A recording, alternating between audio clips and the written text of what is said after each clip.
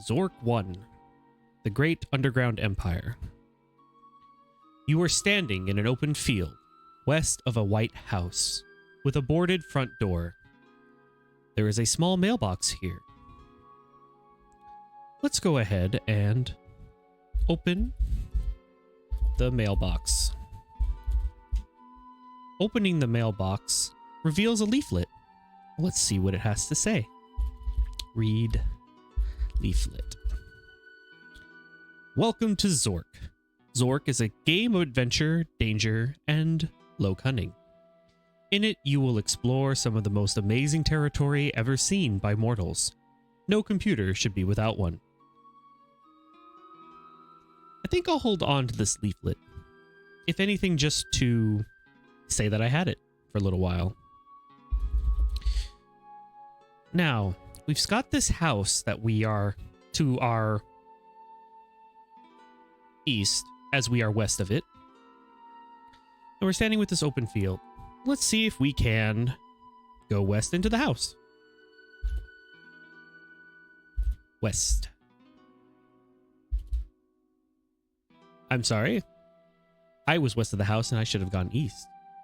When I went west, I went into a forest. This is a forest with trees in all directions. To the east, there appears to be sunlight. Heading east, there's a forest path here.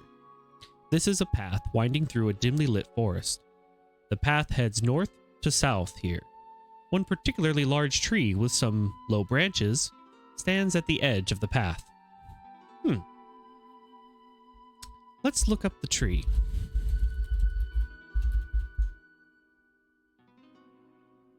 I didn't see anything, but I do hear in the distance the chirping of a songbird. Perhaps I can climb the tree.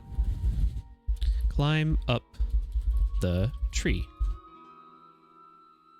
Climbing up the tree, you are about 10 feet above the ground, nestled among some large branches.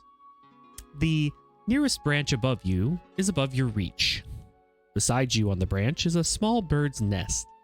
In the bird's nest is a large egg encrusted with precious jewels, apparently scavenged by a childless songbird. The egg is covered with fine gold inlay and ornamented with lapis lazuli and a mother of pearl. Unlike most eggs, this one is hinged with closed with a delicate-looking clasp. The egg appears extremely fragile. Well, since we're on a treasure hunt, let's go ahead and take that egg. Got it. Is there anything else in this tree? Nope, I don't see anything else here. Let's go ahead and climb back down to the forest. We are now back on the forest path, and the path leads to a north-south on the ground. Let us see here. Let's head to the north. We're in a clearing.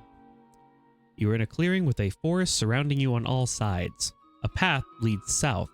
On the ground is a pile of leaves. Interesting.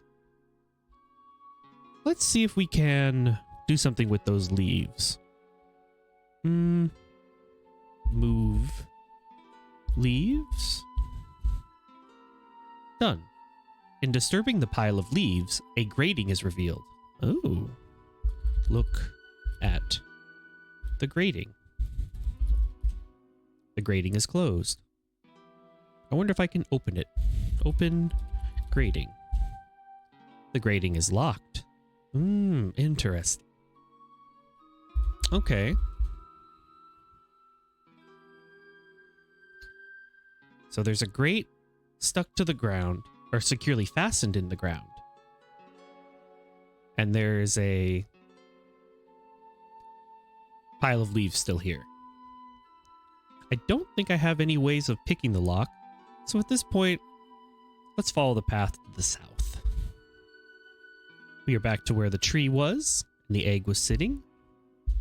Heading south again, we are now north of the house. You're facing the north side of a white house. There is no door here, and all the windows are boarded up. To the north, a narrow path winds through the trees. Let's let's try to walk around the house. Walk around the house. Walking around the house, I come to behind the house. And you are now behind the white house. A path leads into the forest to the east. In one corner of the house, there is a small window which is slightly ajar. Oh, there might be a way inside. Open the window. With great effort, you open the window far enough to allow entry. Perhaps this might be a good time to do a little save.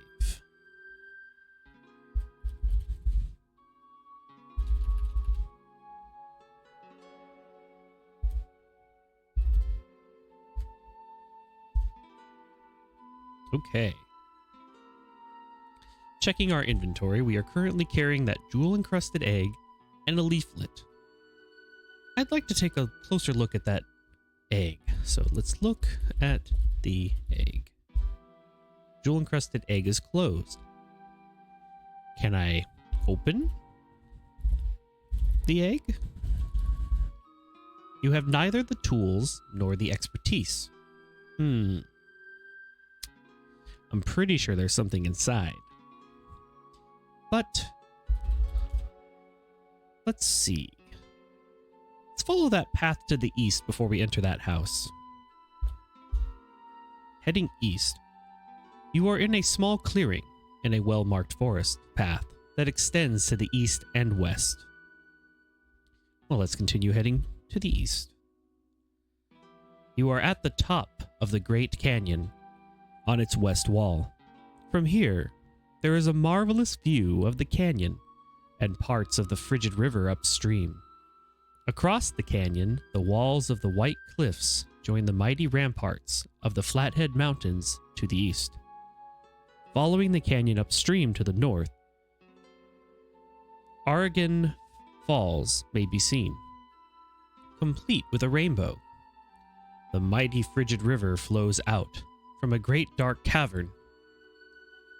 To the west and south can be seen an immense forest stretching for miles around. A path leads northwest. It is possible to climb down into the canyon from here.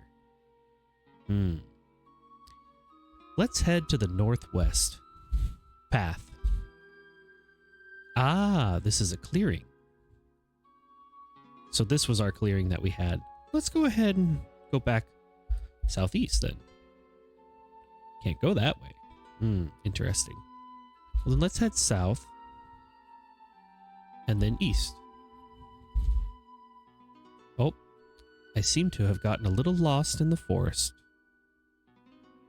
There seems to be some sunlight to the east, so let's head to the sunlight. Back on the forest path, I'll head south, and that takes me back to the north of the house. All right. Walking back around the house, we're back to behind the house where we have that open window and that path to the east. I think I'd like to try to climb down that cavern first. So we'll head east a few times back to the canyon. And at this point, we'll say, climb down the canyon.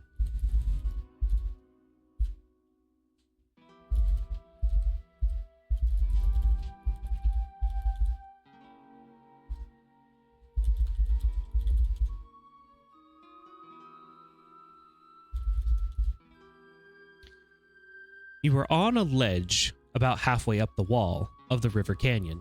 You can see from here that the main flow of the Oregon Falls twist along a passage, which it is impossible for you to enter. Below you is the canyon bottom. Above you is more cliff, which appears climbable. Well, let's keep going down. The canyon bottom. You are beneath the walls of the river canyon, which may be climbable here. The lesser part of the runoff of the Oregon Falls flows by below. To the north is a narrow path. Let's investigate that path. Ah. You are on a small rocky beach on the continuation of the frigid river past the falls. The beach is narrow due to the presence of the white cliffs. The river canyon opens here, and sunlight shines in from above. A rainbow crosses over the falls to the east, and a narrow path continues to the southwest.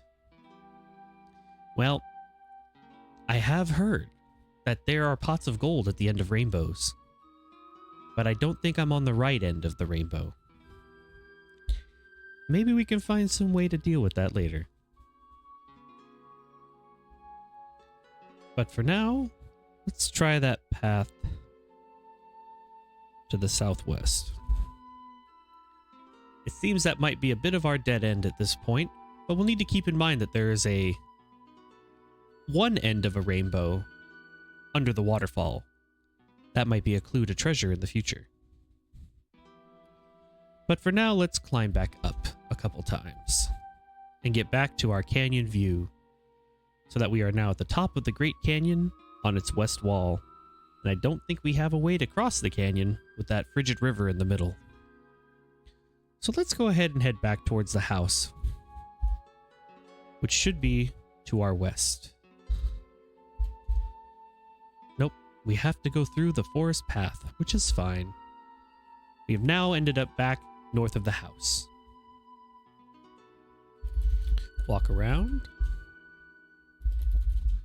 the house. We are back to behind the house, where that path to the canyon leads.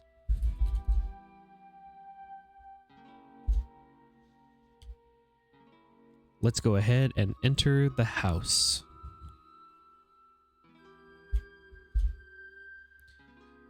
We climb through the window, and we find ourselves here in the kitchen. You are in the kitchen of the White House. A table seems to have been used recently for the preparation of food. A passage leads to the west, and a dark staircase can be seen leading upward. A dark chimney leads down, and to the east is a small window which is open. That's the one we just climbed through. On the table is an elongated brown sack, smelling of hot peppers. A bottle is sitting on the table. The glass bottle contains a quantity of water. I don't think I need these yet, but I'm interested in climbing those stairs up. So let's go ahead and walk up the stairs. You have moved into a dark place. It is pitch black, and you are likely to be eaten by a grue. Let's go back down where it's safe, because I don't have any light yet.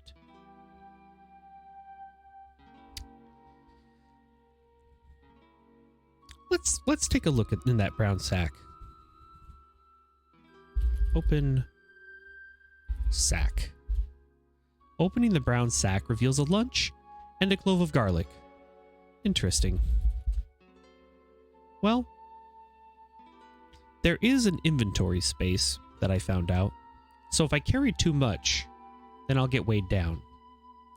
And since these things aren't really treasure, I think I'll come back for them a bit later. So let's go ahead and go into the next room. You are in the living room. There is a doorway to the east leading to the kitchen. A wooden door with strange Gothic lettering to the west, which appears to be nailed shut. A trophy case and a large oriental rug in the center of the room. Above the trophy case hangs an elvish sword of great antiquity. Ah. A battery-powered brass lantern is on the trophy case. Well, I think I found a bit of equipment at this point. Let's take the sword, and I will take the lantern. And you know what? Let's look at this trophy case a little closer.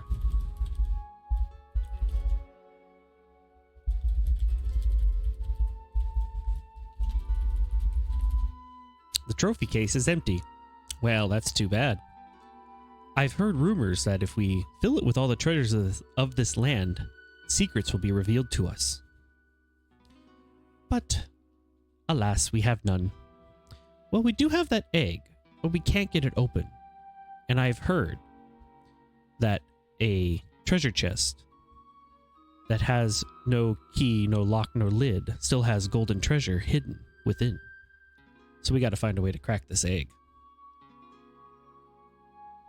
Maybe we'll meet somebody who has the expertise and the tools to open it. What else is in this room? There is a rug here. Well, as an adventurer, I've been on quite many adventures to know that a rug usually hides secrets. So let's go ahead and move that rug.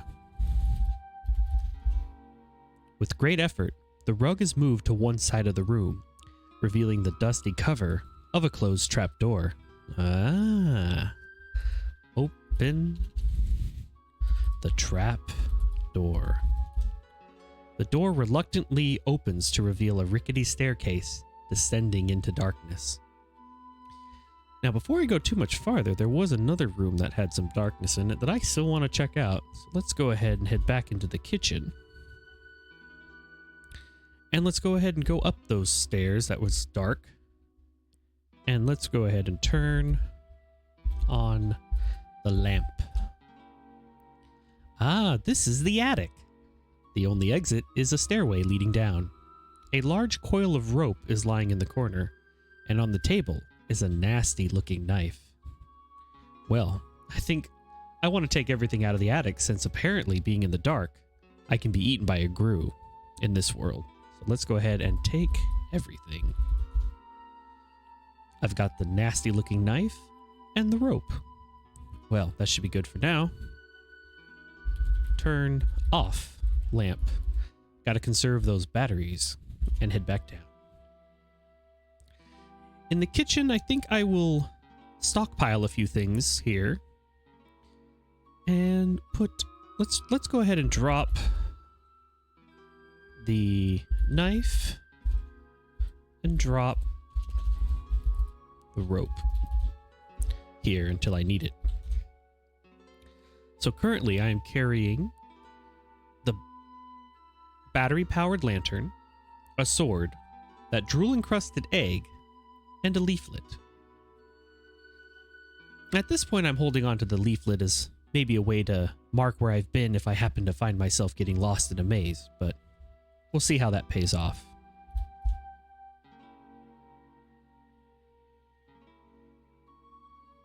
Ah. It seems some have not heard of this fabled grue.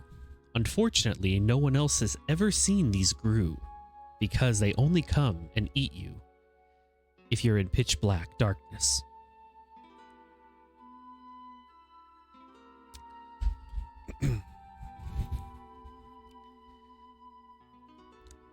What does our leaflet say again? I think it's something that we can leave behind, but let's see here. Read leaflet. The leaflet reads, "Welcome to Zork. Zork is a game of adventure, danger, and low cunning. In it, you will explore some of the most amazing territory ever seen by mortals. No computer should be without one." Ah, the fourth wall break. Looking around, I think we're going to head down to that trap door. So let's go ahead and turn on our lantern after we save.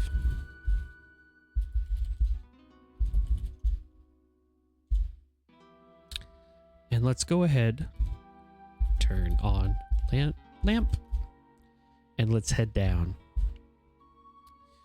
You are in a dark and damp cellar with a narrow passageway leading north and a crawlway to the south. On the west is the bottom of a steep metal ramp, which is unclimbable. Your sword is glowing with a faint blue glow.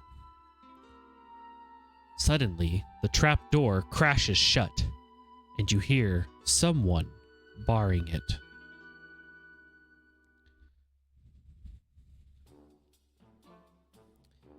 Well, it seems like we are in a bit more of a problem than we were before. We don't have a way to get back out. And when swords of elvish nature start glowing blue, usually means something might be nearby. Well, we've got a narrow passageway to the north and a crawlway to the south.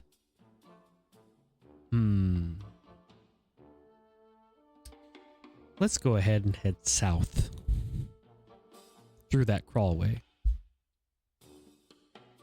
East of a chasm.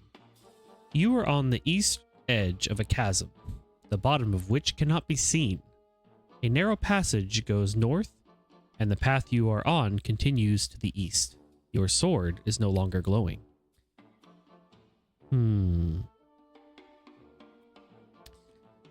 Let's head back to that chasm and figure out what was making our sword glow.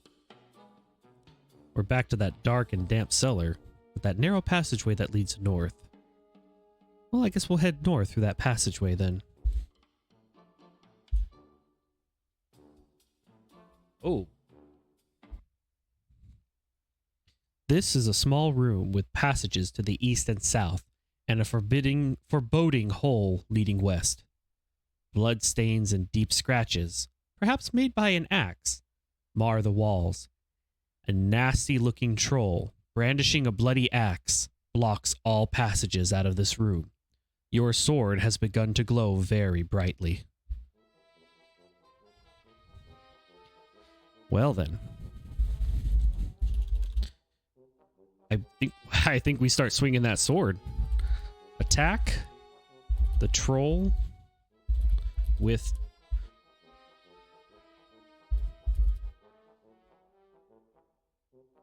the sword. Your sword misses the troll by an inch. The troll swings his axe and it nicks your arm as you dodge. Oh, guess we'll have to try again. Your sword misses the troll by an inch. You stagger back under the hail of axe strokes. You're still recovering from that last blow, so your attack is ineffective. The troll's mighty blow drops you to your knees. You're still recovering from that last blow, so your attack is ineffective. The troll hits you with a glancing blow and you are momentarily stunned. You're still recovering from that last blow, so your attack is ineffective. The flat of the troll's axe hits you directly on the head, knocking you out. Conquering his fears, the troll puts you to death. It appears that that last blow was too much for you. I'm afraid you are dead. Now let's take a look here. Well, you probably deserve another chance. I can't quite fix you up completely, but you can't have everything.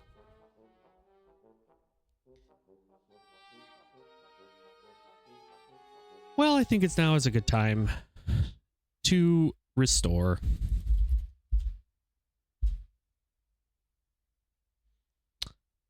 And let's go ahead and try our luck again. We will turn on our lantern, our lamp, head down, and head back north into that troll room. Let's try this again with more attacking.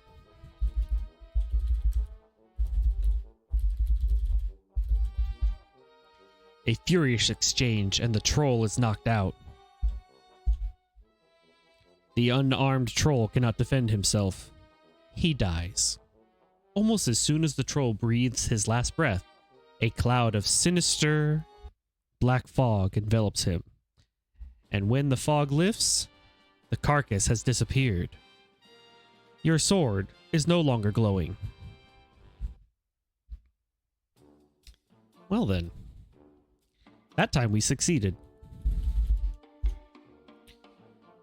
So in this small room with the passages to the east and the south and a foreboding hole leading west, bloodstains and deep scratches made by the axe mar the walls. The bloody axe was left here, but I don't think we need it. And I don't know if we need our sword still.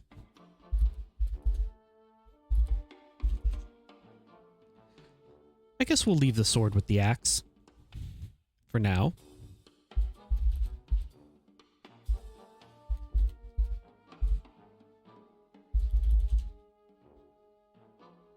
let's go ahead and check out that foreboding hole that leads west. This is a part of a maze of twisty little passages that all look alike. Well, let's go ahead and use that little leaflet that I was thinking of using, and we'll drop it here at the entrance of this maze. So now if I look around, it's a part of the maze of twisting little passages that all look alike, and there's a small leaflet is on the ground. To give you an idea of how tricky some of these mazes and navigations can be, if I head north, it says, this is part of a maze of twisty little passages all alike. A small leaflet is on the ground. So somehow, I went north and ended up back where I came from, or back where I started. This is going to be a bit tricky, but I think we'll find a way through.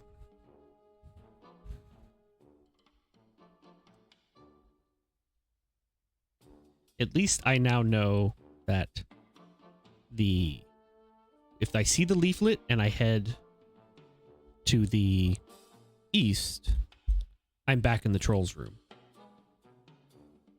So let's go ahead and travel west into the maze.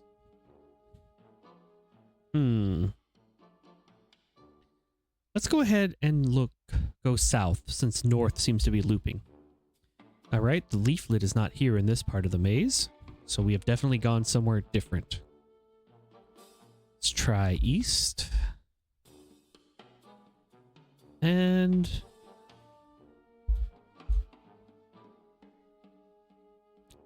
I was able to climb up, it seems. This is part of the maze with the twisting little passages where they're all alike, but a skeleton, probably the remains of a luckless adventurer, lies here. Besides the skeleton is a rusty knife. The deceased adventurer's useless lantern is here. There is a skeleton key here and an old leather bag bulging with coins. Well, I say we take the coins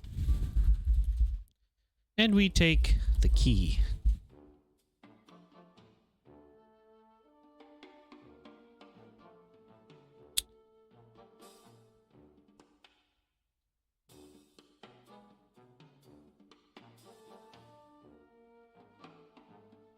I guess I'll head back down. Oh, I can't head that way. What about southwest? Ah, okay.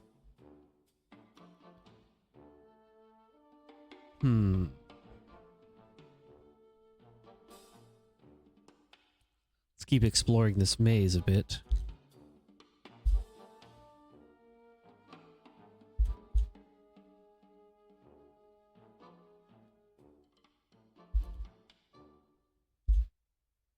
Ah. Heading southeast in the maze, I have found a room. This room has an exit on the northwest and a staircase leading up. A cyclops, who looks prepared to eat horses, much less mere adventurers, blocks the staircase. From his state of health and the bloodstains on the walls, you gather that he is not very friendly. Though he likes people. Well, this should be a problem. But if you know your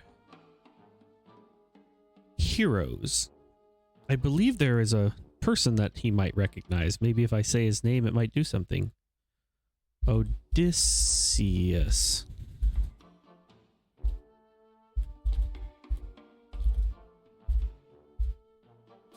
If I can spell it right.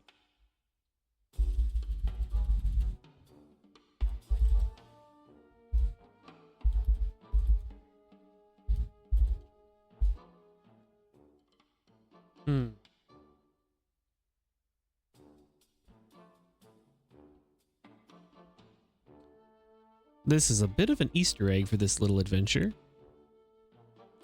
And I always forget those. Yes, that is what it would be. So let me go ahead and say...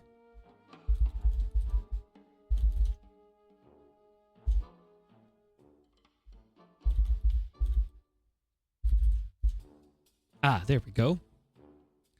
I needed to not type it while saying, say Odysseus. I needed to just type Odysseus. The Cyclops, hearing the name of his father's deadly nemesis, flees the room by knocking down the wall on the east of the room. Well, now this room has an exit on the northwest and a staircase leading up. The east wall, that was previously solid, now has a Cyclops-sized opening in it. Well then, let's see where you went.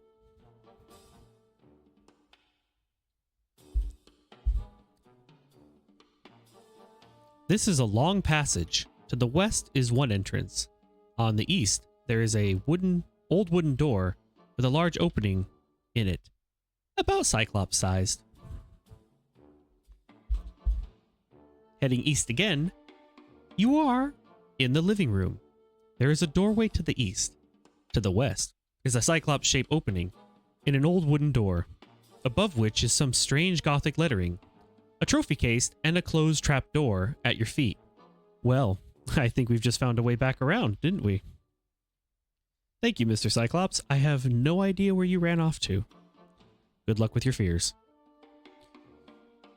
Well, let's go ahead and open that trap door again.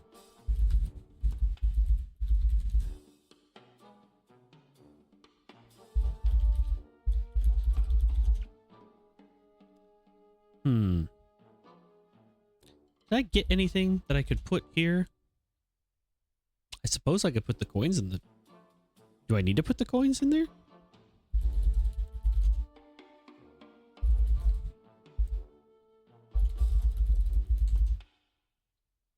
Okay.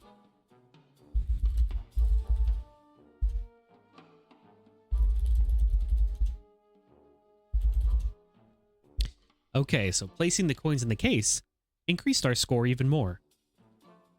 A side note for this game is that your score also dictates essentially your experience points. So the higher your score is, the easier it would be to take care of certain, let's say, conflict. Like that troll. I might have needed to do a few more things to raise my score. That I hadn't done, I might have raised my chances of successfully defeating the troll. Well, I don't know where the person is who locked us down there, but I say we head... Oh. Turn on lamp.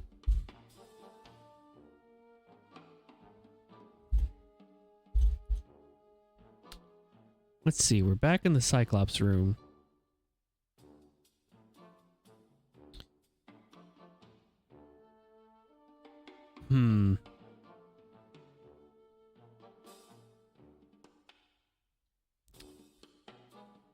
Let's go ahead and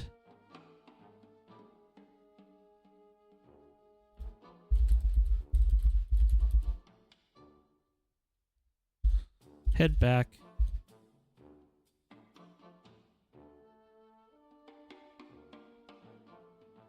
Uh-oh. Well, I tried to save a little bit of battery power by turning off the lamp and then running back into the living room. Unfortunately, a lurking Gru slithered into the room and devoured me. I have died.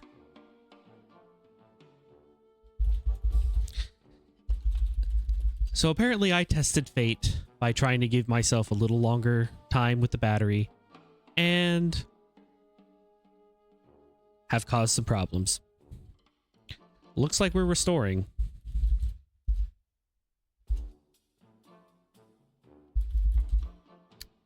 Unfortunately, I'm back in the fortunately, I'm back in the living room.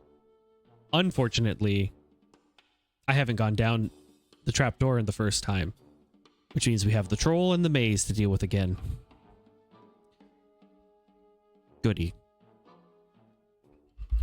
Turn on lamp. Head down the stairs. Head north to the troll room.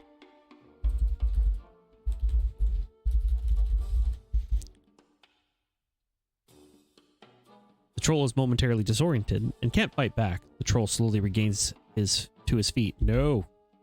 The troll is knocked out. The unarmed troll cannot defend himself. He dies almost as soon as the troll breathes his last breath. Sinister cloud of black fog envelops him and he's gone. Sword's not glowing, so I don't think I need it. Now, let's save here and just keep stagger saving, since death apparently awaits everywhere.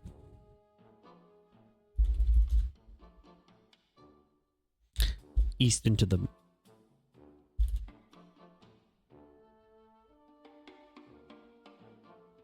Oh, west into the maze. Excuse me.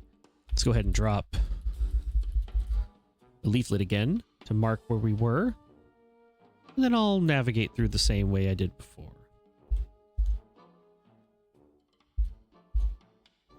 Here's our unfortunate adventure again, where we're going to take the key and coins. And then we'll head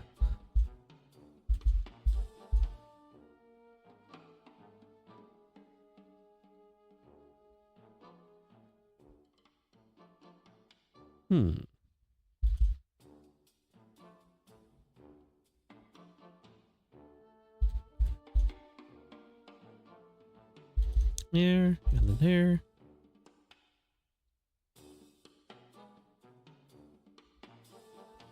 And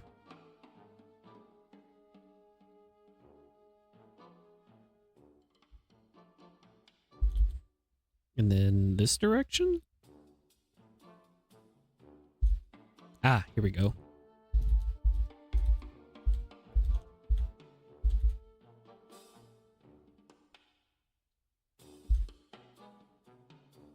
Okay. Got back to the Cyclops room. We've said Odysseus.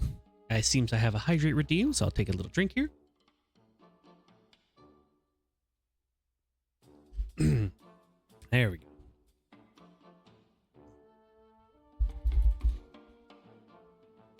Okay.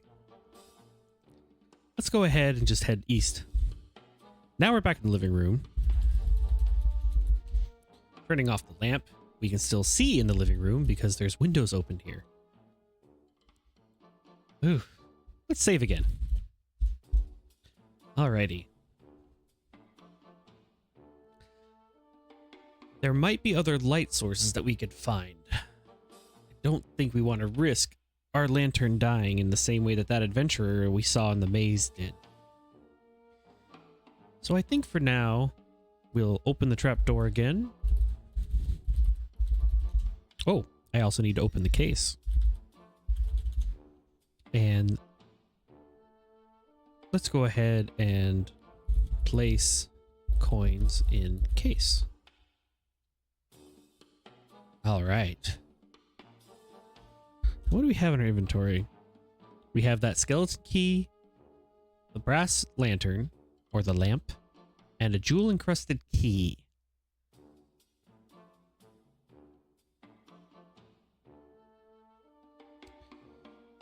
I don't think the key can open that egg, but I could try.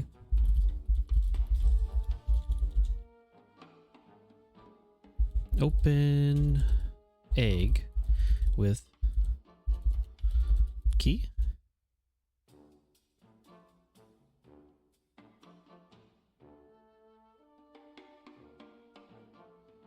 Oh.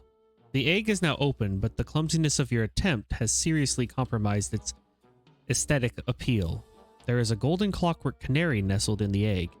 It seems to have recently had a bad experience. The mountings for its jewel-like eyes are empty and its silver back is crumpled. Through a cracked crystal window below its left wing, you can see the remains of an intricate machinery. It is not clear what results winding it would have, as the mainspring seems sprung. Uh-oh. I think I broke it. Time to restore.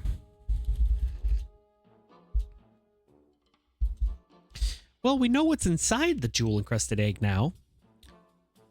But I don't think the skeleton key opened it the way that we needed it to be opened.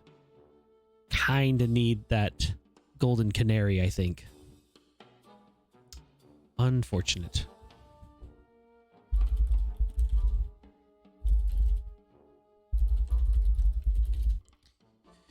Well,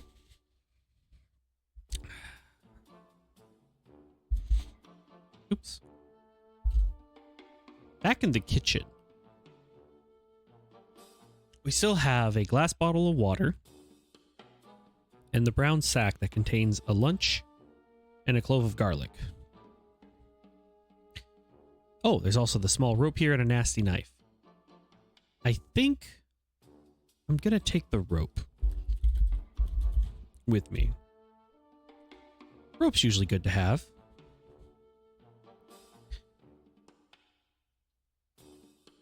Sure, let's take the brown sack. And you know what? We've done quite a bit. Let's go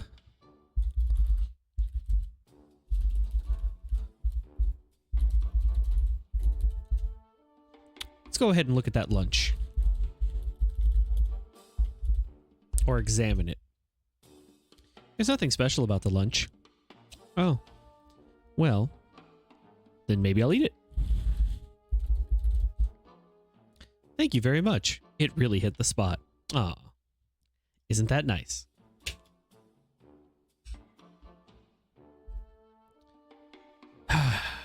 Well, we've eaten a lunch, and I think the clove of garlic might be a useful tool, so we'll go ahead and keep that.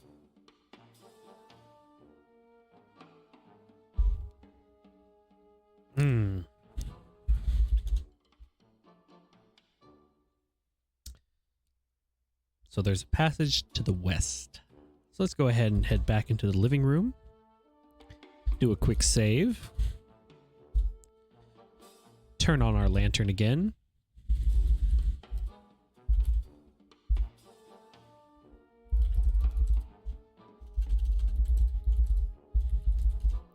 And head down.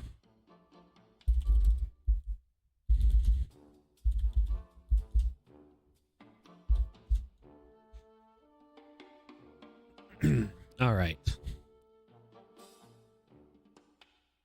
I don't think we got shut behind us. Maybe it was the Cyclops closing the trapdoor behind us, and since we scared him off by saying Odysseus, we don't have to worry about that anymore. Nice. But we are still in a dark and damp cellar with a narrow passageway leading north and a crawlway to the south. On the west is the bottom of a steep metal ramp which is unclimbable. Maybe we can use that later. It's like the bottom of a slide or a coal chute, maybe.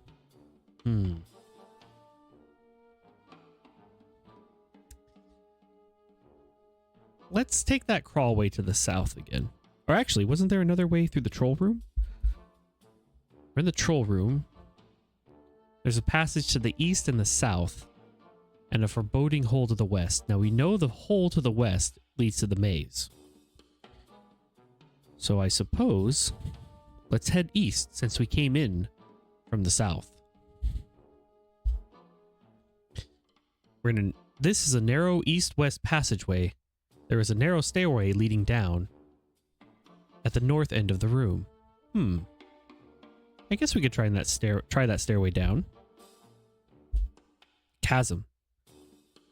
Chasm runs southwest to northeast, and the path follows it. You are on the south side of the chasm, where a crack opens into a passage. Enter the crack?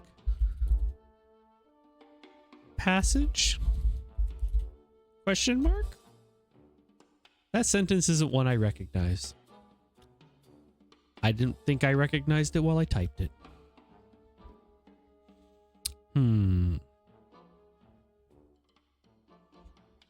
Well, maybe we'll deal with this chasm a little later. We'll head back up and continue heading east in our east-west passage.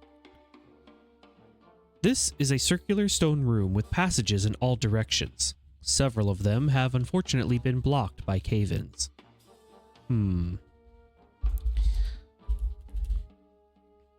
Let me see here.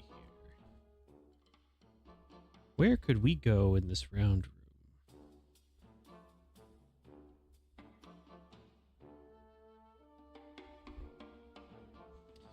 Okay, it looks like, according to a little map that came with the game, the passageways that are not caved in this round room are to the north, south, southeast, and east.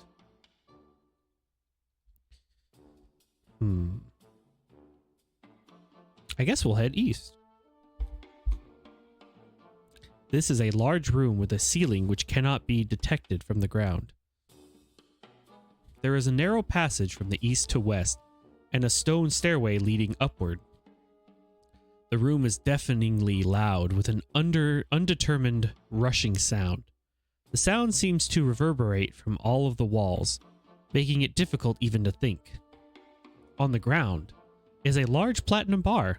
Oh! Get bar. Bar, bar, bar, bar. Take platinum, platinum, platinum, plat. Hello? Hello, hello, hello. Echo? The acoustics of the room change subtly. This is a large room with a ceiling which cannot be detected from the ground. There is a narrow passage from east to west and a stone stairway leading upward. The room is eerie in its quietness. On the ground is a large platinum bar. Take bar? Taken. Interesting. Good thing I usually do that when I start to hear an echo.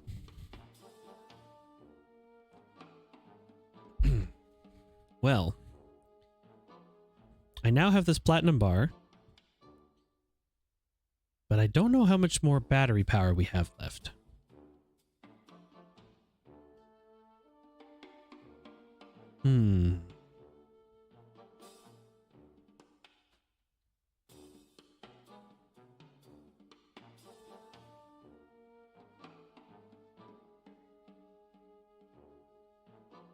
One moment.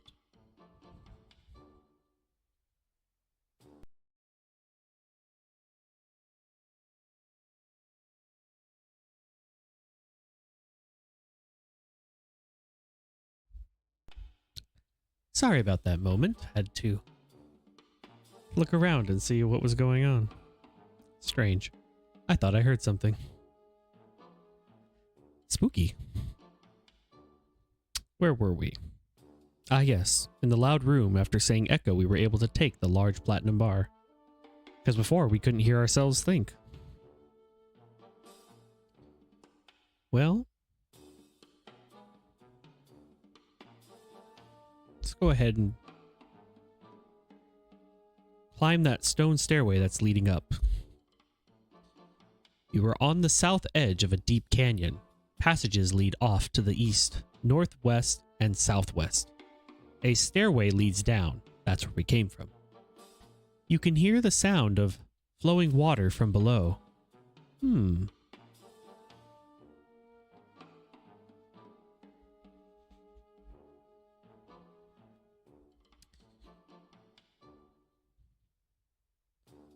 Let's go ahead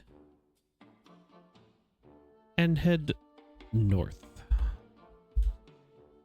Northwest? Ah. You are in a long room on the south shore of a large lake, far too deep and wide for crossing. There is a path along the stream to the east or west, a steep pathway climbing southwest, along the edge of the chasm, and a path leading into a canyon to the southeast. I think that canyon or that chasm is where we were before, but now we're on the northern side of it, or north of it. Okay. Maybe we could look...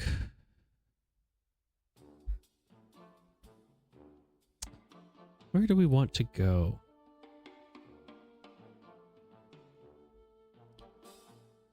Well, maybe I'll do a little save here, as we have a lot of options where we currently are. I guess let's head east and follow the path. You were standing on the top of the flood control dam number 3, which was quite a tourist attraction in times far distant. There are paths to the north, south, and west, and a scramble down. The sluice gates on the dam are closed. Behind the dam, there can be seen a wide reservoir. Water is pouring over the top of the now abandoned dam. There is a control panel here on which a large metal bolt is mounted. Directly above the bolt is a small green plastic bubble. Maybe I'll head north. This room appears to have been the waiting room for groups touring the dam. There are open doorways here to the north and east marked private, and there is a path leading south over the top of the dam. Some guidebooks entitled Flood Control Dam Number 3 are on the reception desk. There is a matchbook whose cover says, "Visit Beautiful FCD Number 3 here." You suddenly notice that the tour guide book vanished. Huh.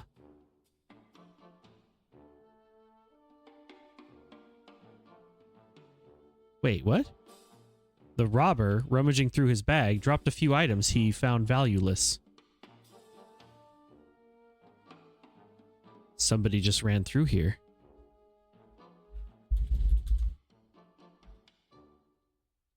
Huh.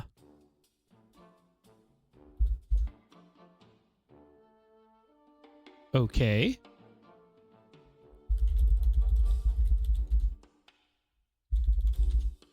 Oh, okay. It looks like it's light enough here, so I was able to turn the lamp off. Who was that person that just walked by, I wonder? I was looking at that tour guide, and he picked them up and then dropped them again. Seems like he's nearby. Don't know if I want to meet with him.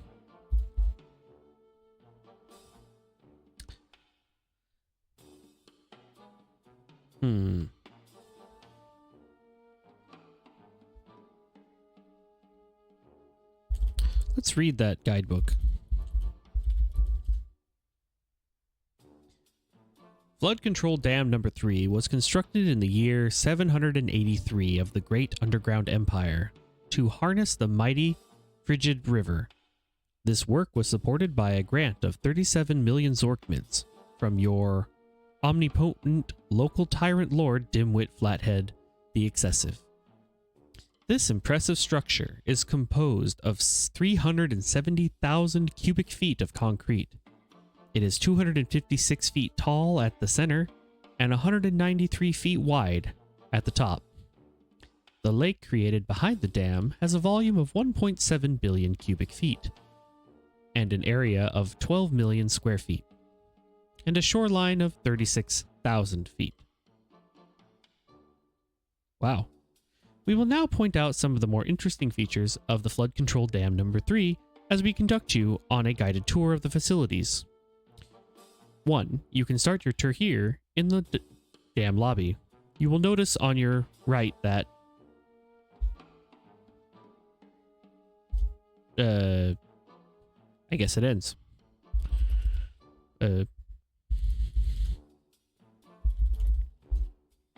Okay.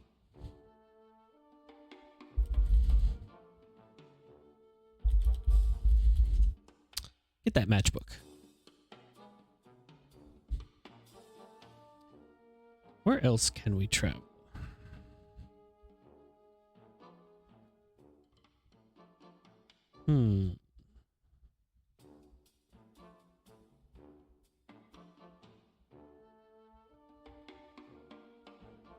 Let's see here.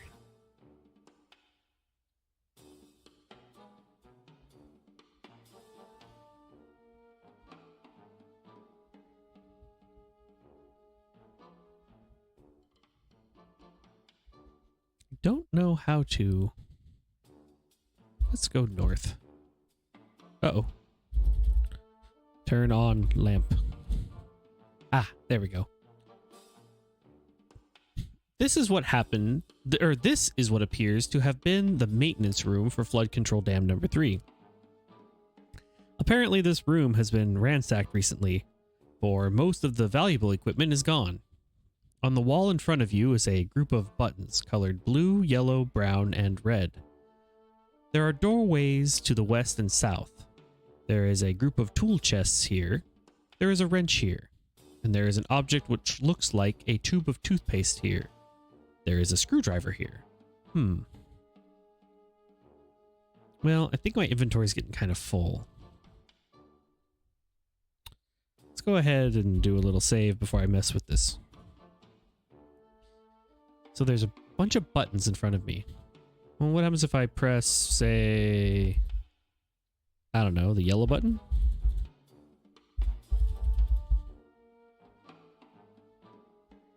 And then what if I press the blue button and make the green?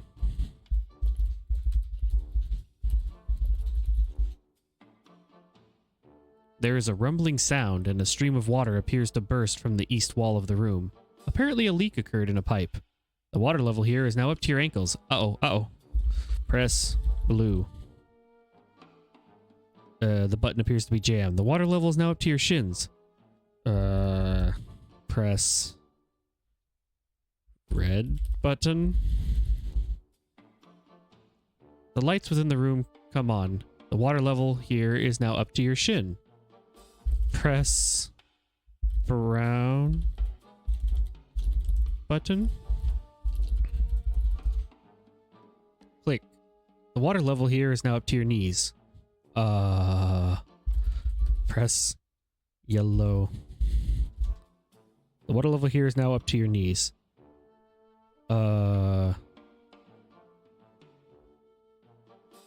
Press brown again. Okay, no. Okay, press yellow. The water level is now up to your hips.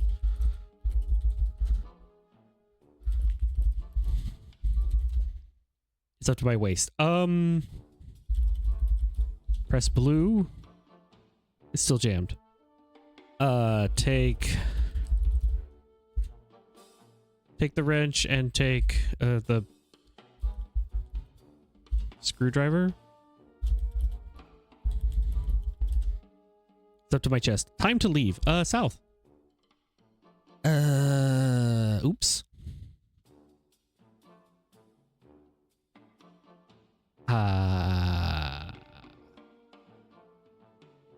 Well, I didn't drown, but I'm pretty sure it's gonna fill up with water.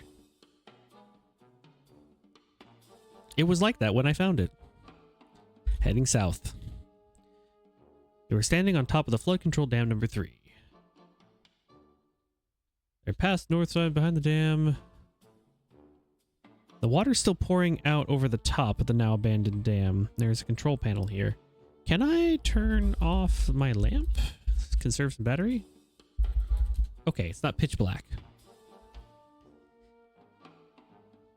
So there is a bolt. Maybe I can turn bolt with wrench. The sluice gates open and water pours through the dam. Yay!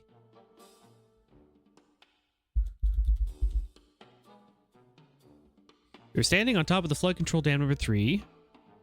Sluice gates are open and water rushes through the dam. The water level behind the dam is still high. There is a control panel here on which a large metal bolt is mounted. Directly above the bolt is a small green plastic bubble which is glowing sincerely. Ah, I fixed it. I think. I will drop the wrench so I will leave evidence behind that I didn't break it. I fixed it. I hope.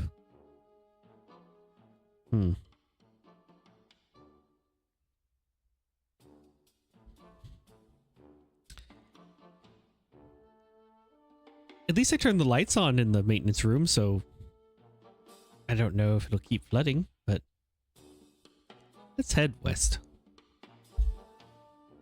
Uh-oh. Pitch black. Turn on lamp. Reservoir south. You are in a long room. To the north is a large lake, too deep to cross. You notice, however, that the water level appears to be dropping at a rapid rate. Before long, it might be possible to cross to the other side from here. There is a path along the stream to the east or the west, and a steep pathway climbing southwest along the edge of a chasm, and a path leading into a canyon on the southeast.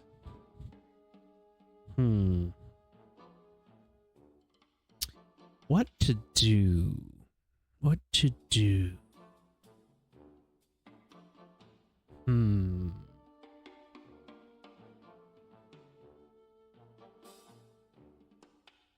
Guess I could wait for the water to continue dropping. But I don't think I want to do that in the dark and waste my batteries. So let's go ahead and travel back to on top of the dam. Turn off lamp. Let's do a little waiting.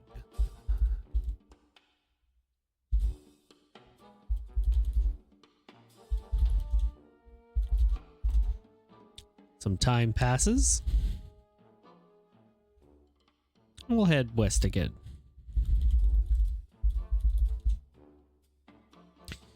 Now at the reservoir south, let's see. In the long room, to the north of which was formerly a lake. However, with the water level lowered, there is merely a wide stream running through the center of the room. Well, perhaps then I can go across it.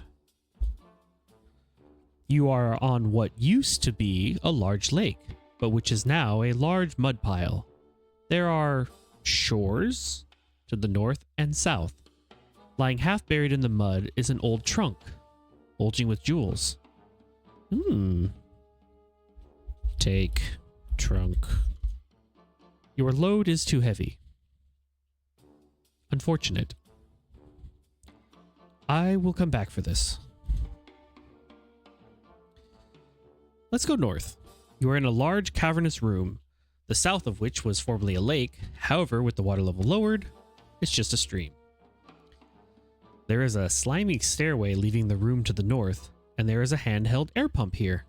Can I take the pump? I'm holding too many things.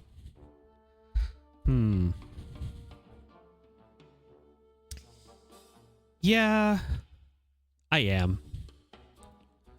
We need to get back to the... I need to drop some of this treasure off, like that platinum bar and stuff. I got too much treasure. Well then, I guess we're heading south, back to the reservoir. And we'll go ahead and just do a couple southwests to go to the chasm. Southwest again to go back to our east-west passage.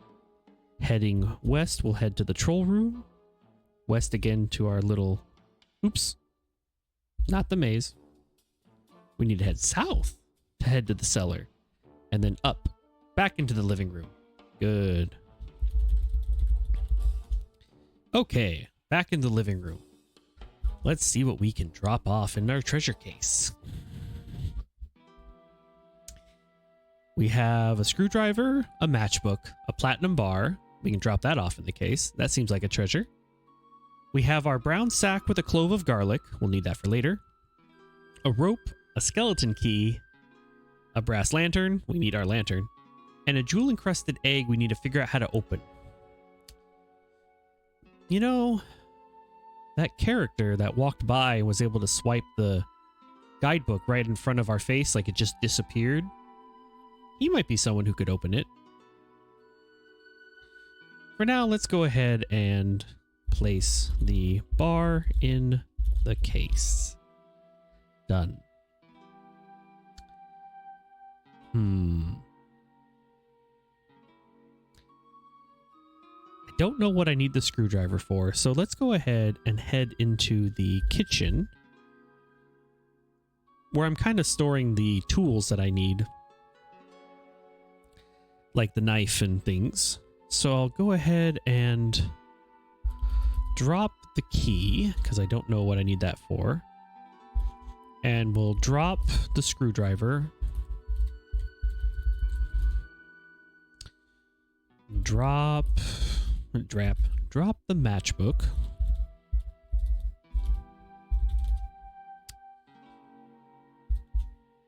I need my lantern.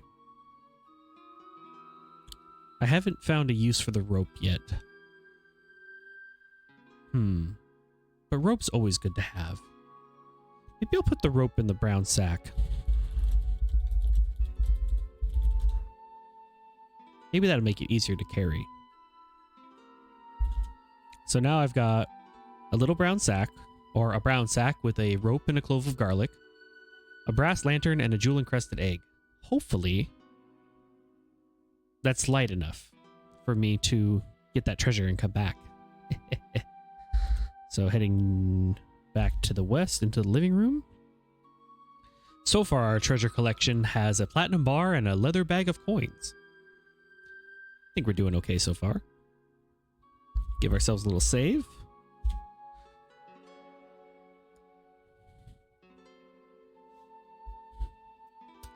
Turn on our lantern. And head back down. Back in the cellar. What do we want to go get that trunk of jewels now, so we need to head. Let's see, to the troll room. I think we need to head north. Okay. Wait a second.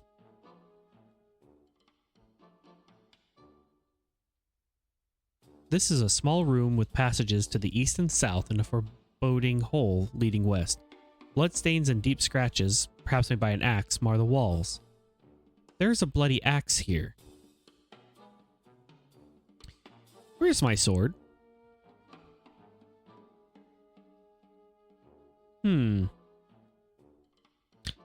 I think somebody's messing with us still.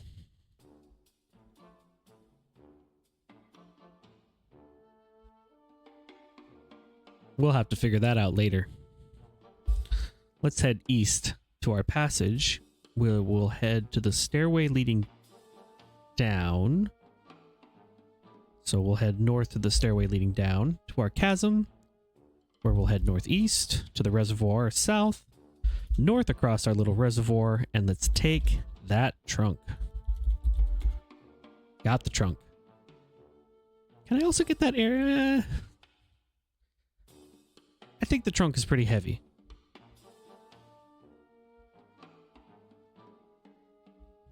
Can I open the trunk? Jewels are safely inside. There's no need to do that. Okay. Let's go ahead and head back south to the reservoir. Southwest. Back to our chasm. Southwest to the east-west. Head west to the troll room. South to the cellar. Up. And we've got our treasure chest back in the living room. And we'll place our treasure trove of jewels. So let's just call it a chest in case. Done. Woohoo. So now we have a collection of treasures consisting of a trunk of jewels, a platinum bar, and a leather case of coins. The whole point of this case is that we are safe as long as we put it in this case. It is essentially claimed as our own. In the same way that we don't go to what appears to be a rival adventurer or possibly a thief. We haven't gone to his hideout, so he doesn't come to ours. But I have a feeling, since there's another person in Zork adventuring around in this underground empire collecting treasure, we're gonna have to figure out how to get all the treasure.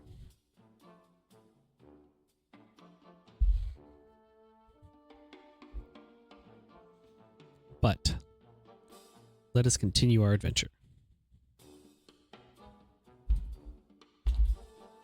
So we'll head back down.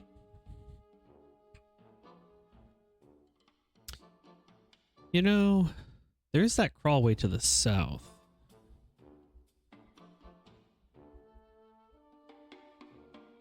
Where does that go?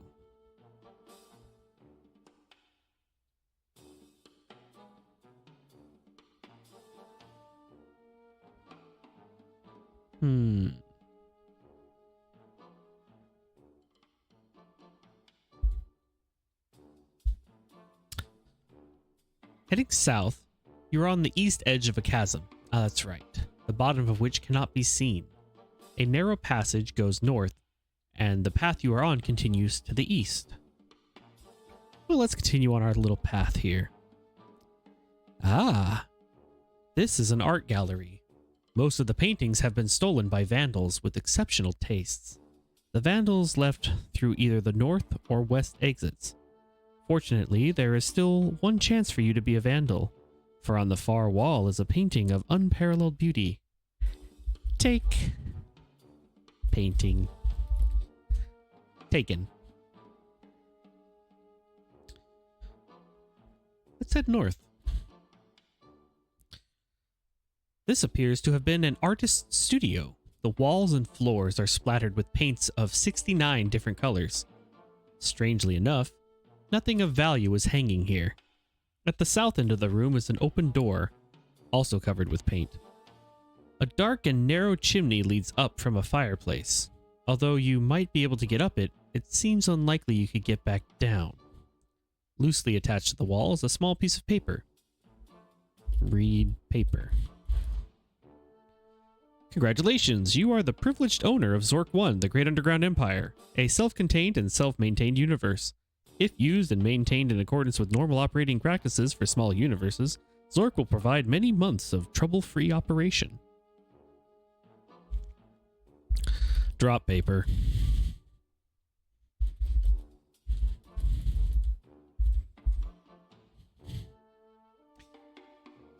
Let's head south then.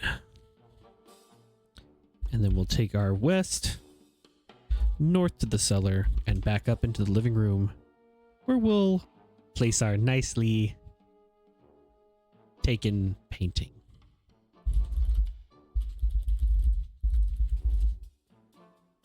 Well, we've got a pretty good amount of paintings now.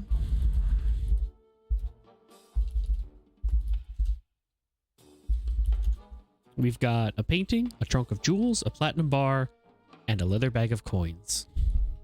I'm sure there's more to get, so let's give ourselves a little save and head on down.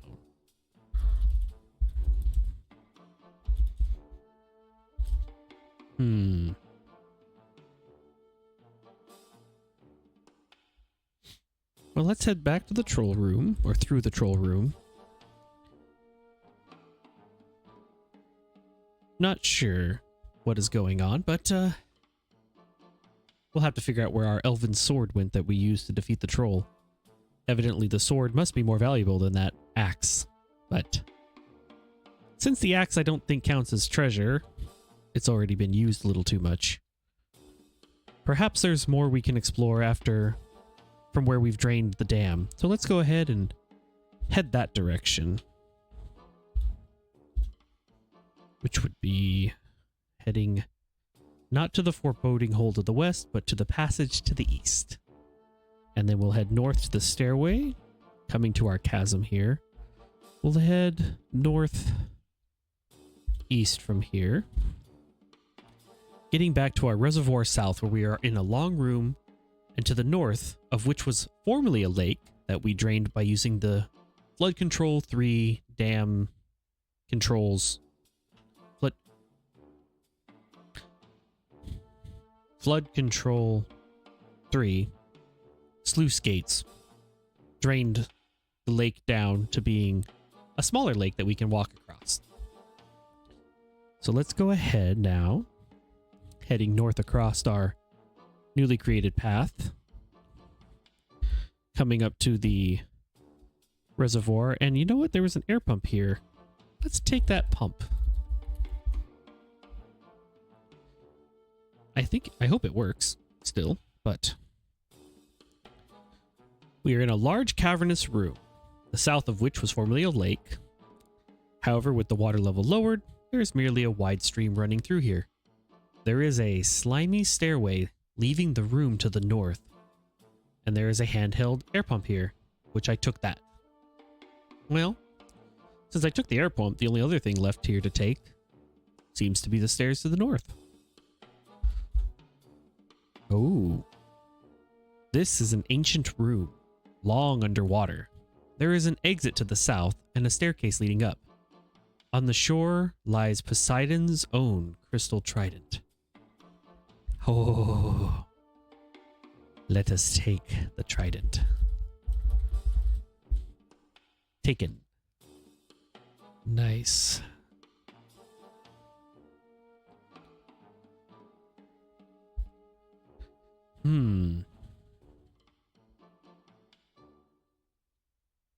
It seems there's another staircase leading up, so I guess we'll head up.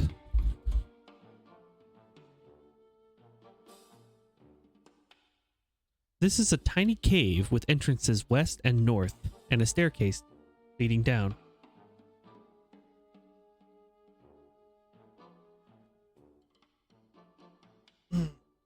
Apparently I'm taking a stretch. One moment. I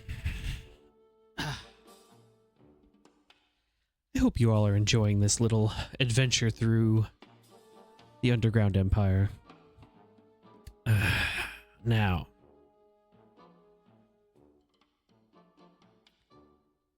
let's continue through this cave. Let's head north.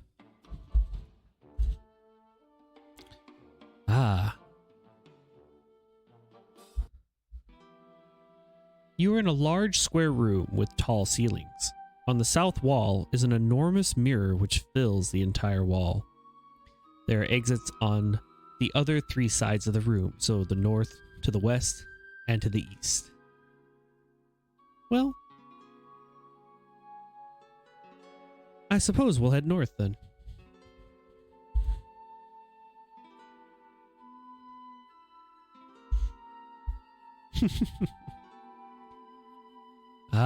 This is a cold and damp corridor where a long east-west passage turns into a southward path.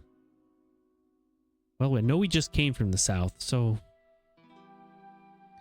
let's go ahead and travel to the east-west passageway. So we are, I guess we'll go east because we came from there. I guess we're going west. Never mind. This is a small chamber which appears to have been part of a coal mine. On the south wall of the chamber lies the letters Granite Wall that are etched into the rock. To the east is a long passage, and there is a steep metal slide twisting downward. To the north is a small opening. You know, if we remember, in the cellar, there was a bottom of a slide. I wonder if this is the top of that slide.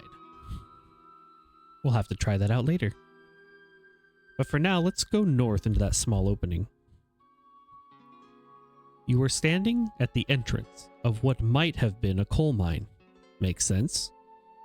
The shaft enters the west wall, and there is another exit on the south end of the room, where we came from. Let's go ahead and go west. You are in a small room. Strange squeaky sounds may be heard coming from the passage at the north end. You may also escape to the east. Squeaking. We're in a coal mine, and they're squeaking. Perhaps this might be a time for the clove of garlic. Let's take garlic out of the sack.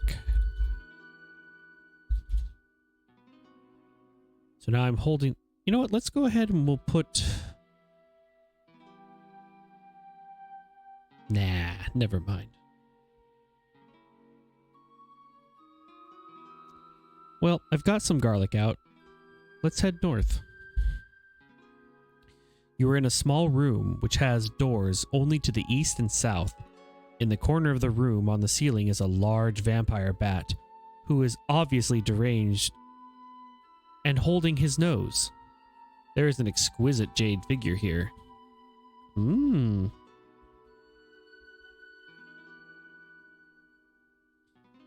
Let's go ahead and take that jade figure.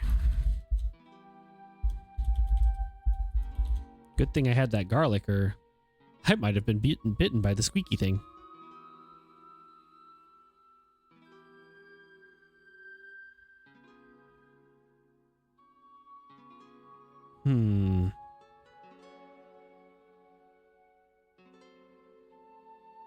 Let's head to that other, since we're currently safe, let's head east. This is a large room, in the middle of which is a small shaft descending through the floor into darkness below. To the west and the north are exits from this room. Constructed over the top of the shaft is a metal framework to which a heavy iron chain is attached. At the end of that chain is a basket.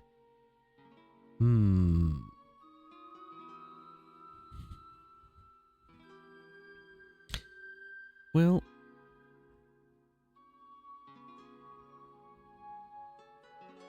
I don't think I have the right stuff here.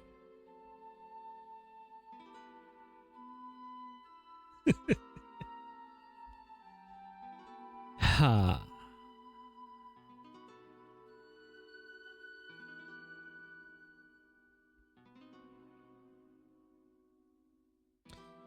Let's go ahead and check out that exit to the north since we came from the west direction. This is a small nondescript room. However, from the direction of a small descending staircase, a foul odor can be detected. To the south is the narrow tunnel we came from. And if I go and follow those stairs...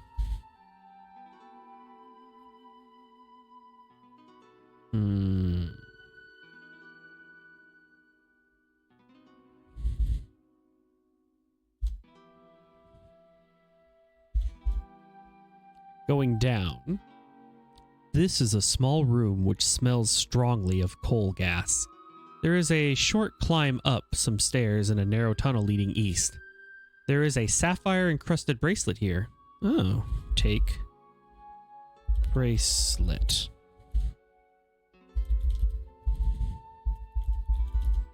Got it.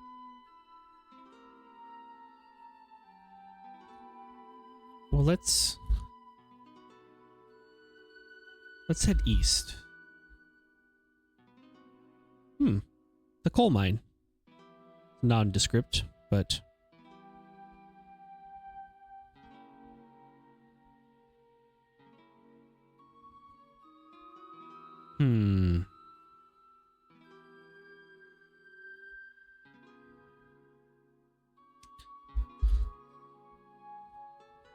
I think we'll deal with the coal mine later, but I think this gas room we need to be careful. Because if we brought any kind of open flame here, I think we'd have a problem. But let's climb out of here, back into the smelly room, and head back into the shaft room, where I have a feeling we'll need to set some items here at some point, probably to transport them up and down. Let's go ahead and head back west to the bat room, where that vampire bat is still hiding in the corner, holding their nose from the garlic. Good thing, too. Heading south, we get back to the squeaky room, where we can hear the bat going back to their business. We'll head east to the mine entrance and south back to the sliding room. I think I'd like to try that slide now. So let's go ahead. Which wall is that on? A steep metal slide twisting downward.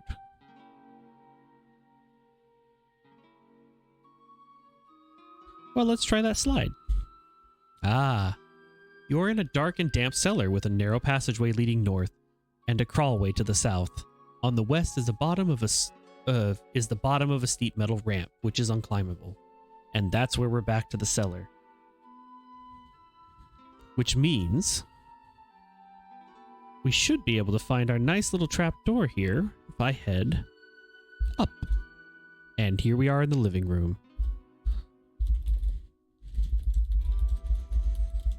I have no way of knowing exactly how much battery power we have left in our lantern. Might need to find a way to secure another light source. I might need to start saving this for if I have to go back into that coal mine, which I'm pretty sure I do. It'd be dangerous to use a torch. Although, I think I still have those matches, don't I?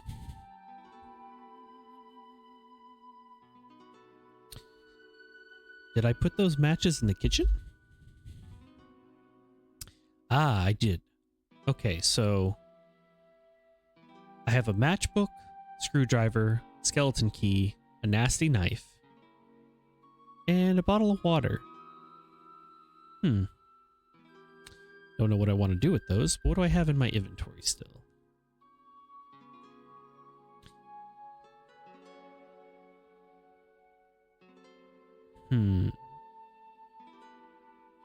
Well, I've got that sapphire-encrusted bracelet, that jade figurine, and the crystal trident. I think we need to drop some of our heavy load off in the case. Let's go ahead and head back into the living room and place the bracelet, the jade figurine, and the trident in the case. Okay. So now our inventory is... We've got our clove of garlic. I could probably put that back in the sack. Place garlic in sack. We've got our air pump, our sack with a rope and garlic, the brass lantern, and that drool-encrusted egg that we need to find a way to get open safely. As we found out, trying to do it ourselves breaks the content, and that's not what we want.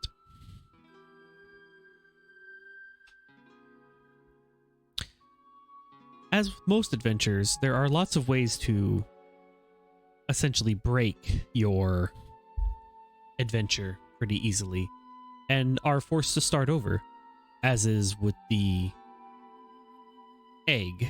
If we broke it and I didn't restore the game, we would be stuck, so to speak.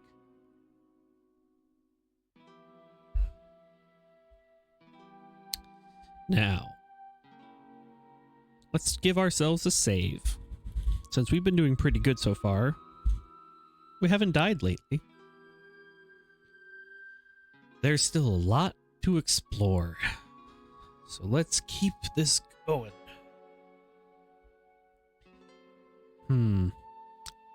That is still bothering, though. Where could I find a torch? Maybe I'll check a little instruction booklet here. Came with the game. Where might I find a torch? Or maybe batteries.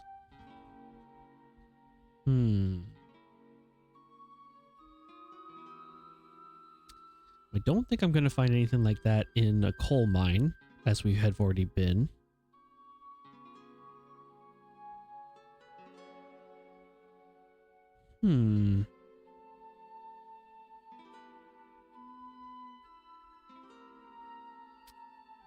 Well, I think we need to go exploring this time, not with the idea that we are finding some treasure, but maybe a different light source. Especially since they've now discovered some problems.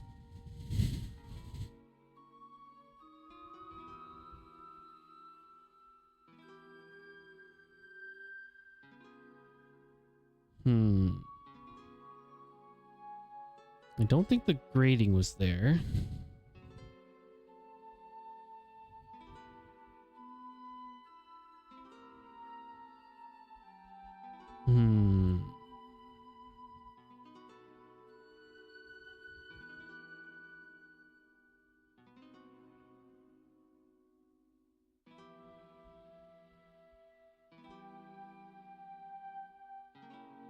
Apparently there are whispers saying I need to go to the forest. So perhaps somebody left a torch out there. Well, we are in the living room, so let's head out the window then and back outside.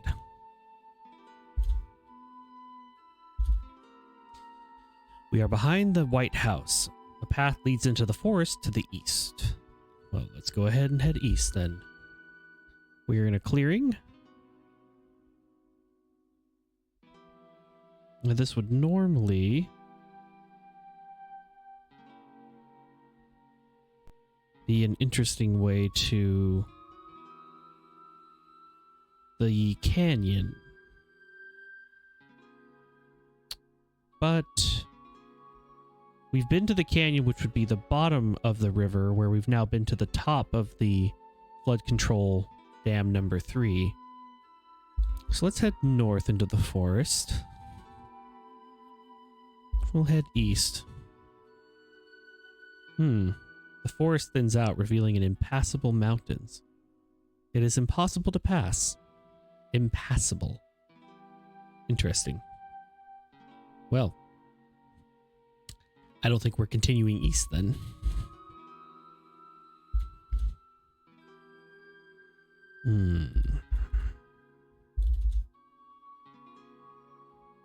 I can hear in the distance the chirping of a songbird.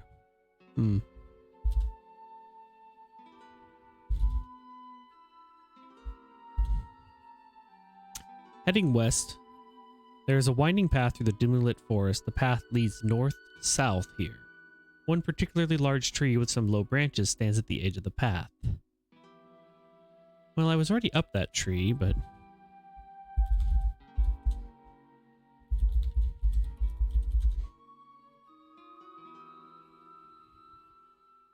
I could try to take a branch. Let's see.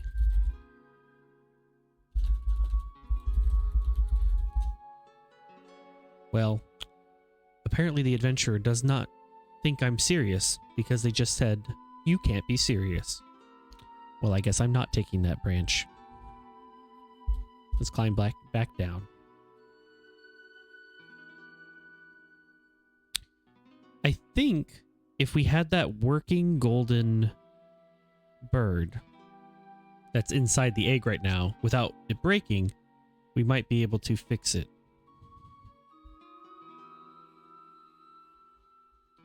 Unfortunately, we weren't able to go deep enough to find coal. And we do need to secure a better or a more sustainable light source if we're going to continue exploring, and save it for the coal mine that might be filled with gas that would probably detonate if we walked in there with any other light source. But we still need to explore a lot more of the underground area. And I don't think our lantern has too much time left, if I were to take a guess. Well,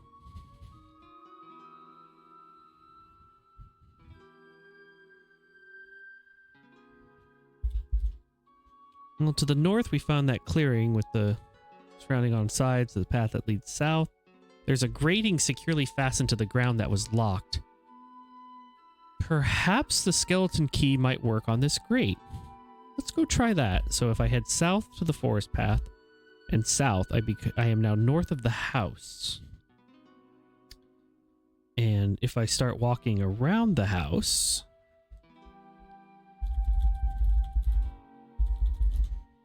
I can get behind it. We'll walk in, get into the kitchen, and we'll take that skeleton key. We'll head back out the window, head to the north side of the house and north through back to the clearing. Let's see if we can unlock the grating with the key. Oh, I can't reach the lock from here.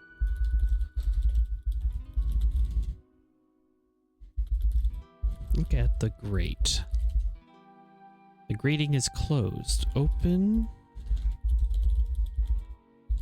with key.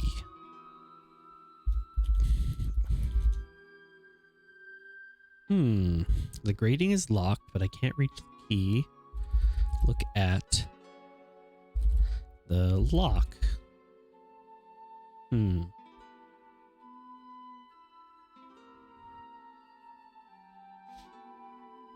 Interesting. Well, that key might work for this grating. Unfortunately, I can't reach the lock from this side.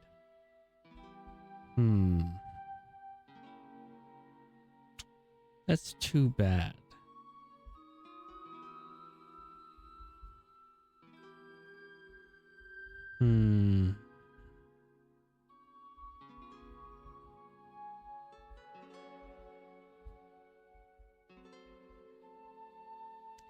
Where else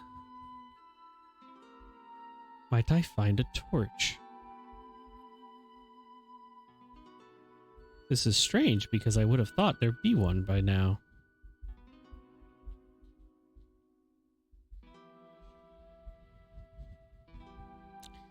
I guess I will try the chasm again.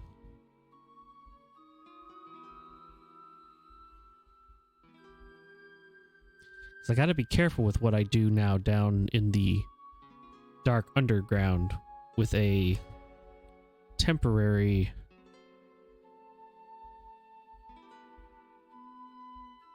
or a limited light source.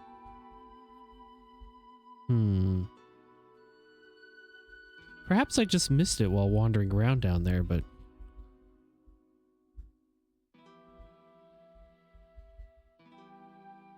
maybe not.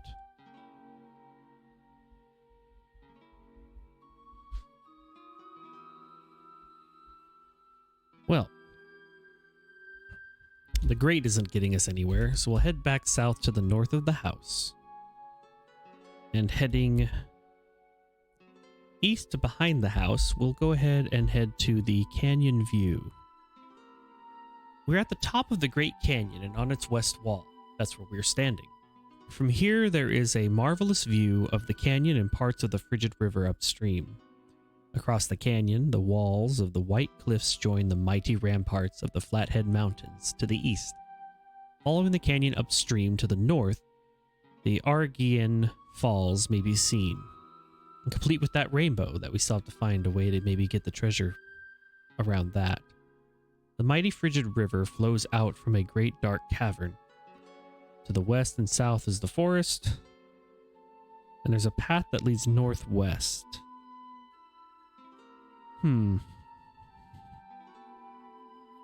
Well, northwest should take me back to that clearing that I just came from.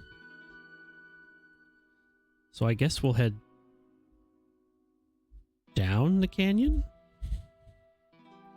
You're on a ledge about halfway up the wall of the river canyon. You can see from here the main flow of the river twists along a passage which is impossible for you to enter. Below is more of the canyon, so I guess we'll go down again. Keep climbing down. Beneath the walls of the river canyon, which may be climbable here, the lesser part of the runoff of the falls flows by below. To the north is a narrow path. And if I follow that path, I come to the end of the rainbow. You're on a small rocky beach on the continuation of the frigid river past the falls. The beach is narrow due to the presence of the white cliffs. The river canyon opens here and sunlight shines in from above. A rainbow crosses over the falls to the east and a narrow path continues to the southwest.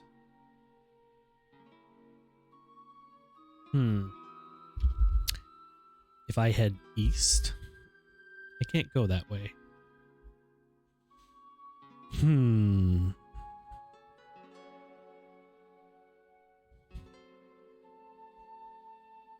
Well, I don't think I'm seeing a torch here. I guess we'll just have to risk it going back southwest and climb back up out of the canyon.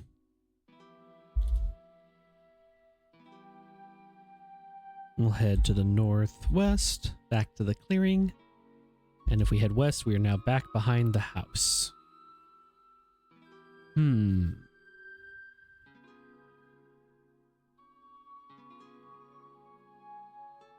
I guess we'll just have to head back down, save it, and take our chances. We may have to stop saving as often just to preserve, just in case we don't get ourselves stuck in an unwinnable situation. So let's go ahead and head back into the house. And here is our kitchen with our matchbook from the beautiful flood control dam number 3, screwdriver, the nasty knife, nasty looking knife that we'll probably need later. I don't think we need that skeleton key right now, so we'll drop the key. We have our handheld air pump, our clove of garlic, a rope, a brass lantern, and a jewel-encrusted egg. Well, let's go ahead and go west to the living room, where we've got our treasure trove filled with a crystal trident, a jade figurine, the sapphire-encrusted bracelet, the painting, a trunk of jewels, a platinum bar, and that leather bag of coins. Let's do a save. And that might be our last save until we can find a torch. Or I'll have to change save files. But I think now we need to go back underground. So we'll turn on our lamp and head down.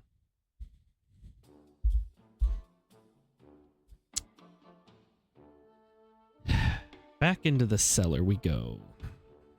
Now, don't think there'd be any way to light anything from the studio. So I don't think I need to go back to that painting gallery. So let's go back into the troll room. There's that bloody axe where we've killed the troll and the corpse just disappeared into black smoke. We haven't done anything with that round room in a little while. Let's try going back there. So we'll head east to that east-west passage and find ourselves back into the round room, which is a circular stone room with passages in all directions. Several of them are unfortunately blocked by cave-ins. The ones left to us are the path we just came in from the west, a passage to the north where we've gone before, a passage to the east, where the platinum bar was in that loud room. But we have not gone south or southeast. Let's go southeast. You have entered a low cave with passages leading northwest and east. There are old engravings on the walls here. Read engravings. The engravings were incised in the living rock of the cave wall by an unknown hand. They depict, in symbolic form, the beliefs of the ancient Zorkers.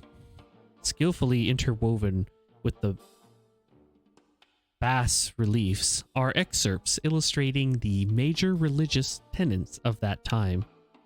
Unfortunately, a later age seems to have considered them blasphemous and just as skillfully excised them.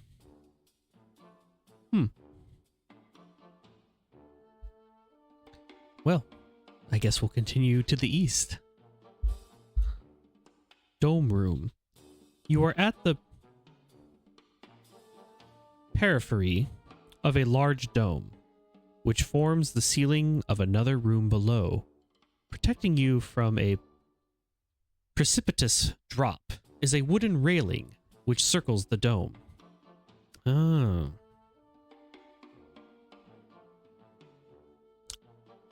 But I want to get down. This might be a good time for the rope, since there is a wooden railing all around. Let's take our rope out of the sack.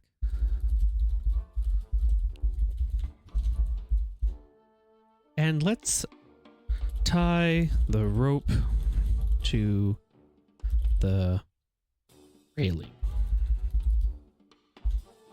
The rope drops over the side and comes within 10 feet of the floor.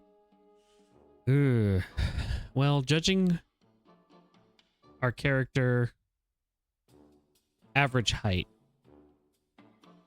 should be okay to climb down, but I might not be able to climb back up. Well, we're not here to be faint of heart. So let's go ahead and climb down.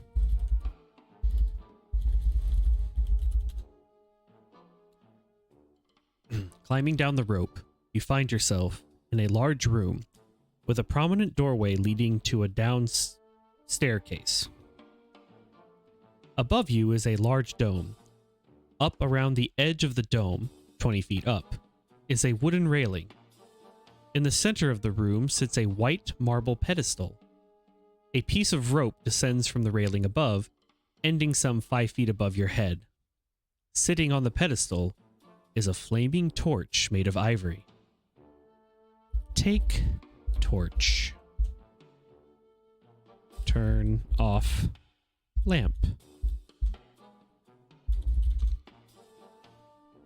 Good.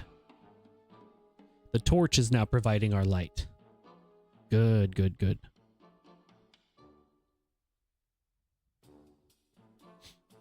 We have a torch, which means we can save our battery-powered lantern for now. Uh-oh.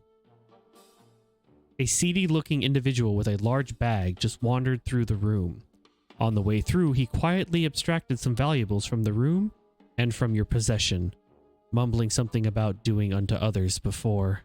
The thief seems to have left you in the dark.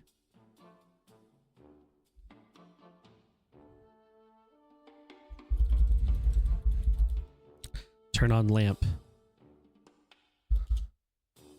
You are carrying a handheld air pump, a brown sack with a clove of garlic, and a brass lantern. He has stolen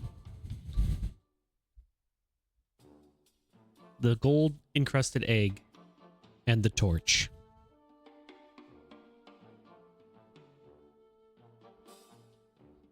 Our torch is gone.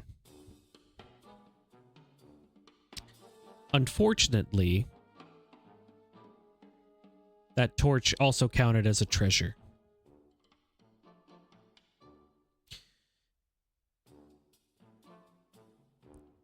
That rival thief is now causing us a lot of trouble, but our current score of adventuring is about 150. I don't know if we have the ability to take care of him yet with the knife.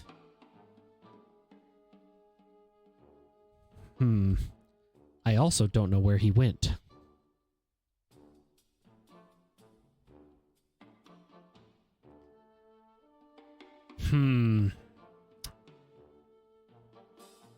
This is not good because we really needed that torch.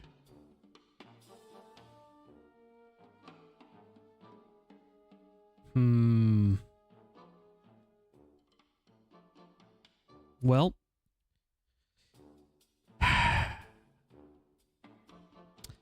there was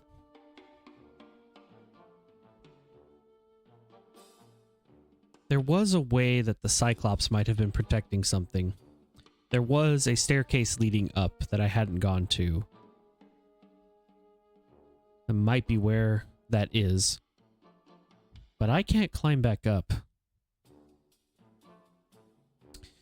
Perhaps I can find some other treasures and get a little stronger before we take on that thief. Especially now that he's definitely made our adventuring a lot harder.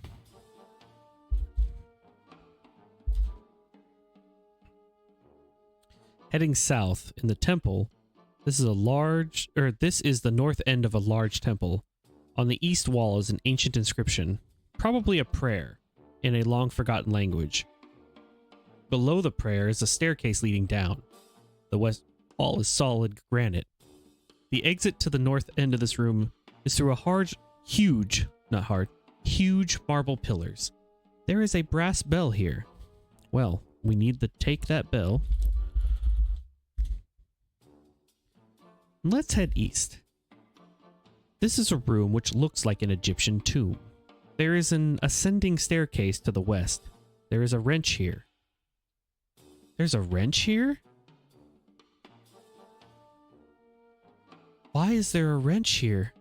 Is it the wrench that I left at the Oh, that thief is messing with me hard. That is not good. The solid gold coffin used for the burial of Ramses II is here. That seems like a big treasure. Can we take the coffin? I can take the coffin. So his bag was a little too full, but he lightened my load and I can take the entire golden coffin. I'd say it belongs in my treasure case. Well, let's head west.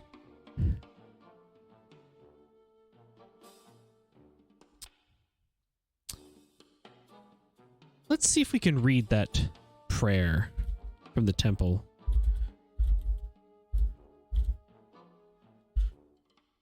The prayer is inscribed in an ancient script rarely used today.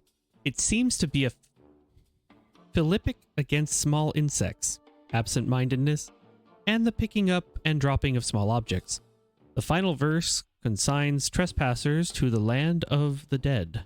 All evidence indicates that the beliefs of the ancient Zorkers were obscure. Strange. Heading south, there is an altar. This is the south end of a large temple. In front of you is what appears to be an altar. In one corner is a small hole in the floor which leads into darkness. You probably could not get back up it. On the two ends of the altar are burning candles. On the altar is a large black book open to page 569.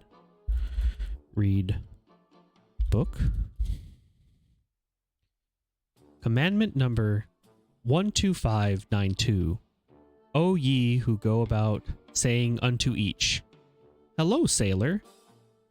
Dost thou know the magnitude of thy sin before the gods?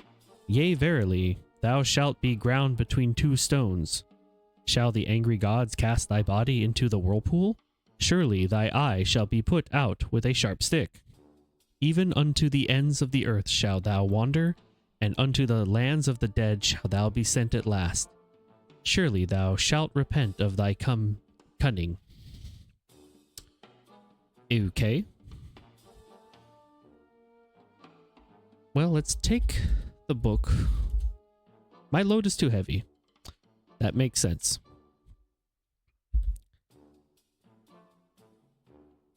Let's...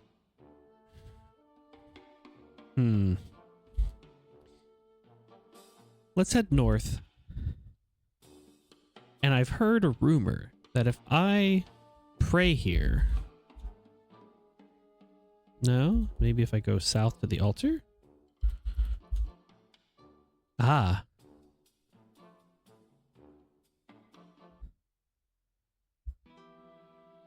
I prayed, and now I'm in the forest. This is a forest with trees in all directions. To the east there appears to be sunlight. Well then. I was teleported out to the forest path. Well, let's go ahead and head south, and now I'm north of the house. Let's head back into the behind the house and jump into the kitchen with our giant coffin. Turn off lamp.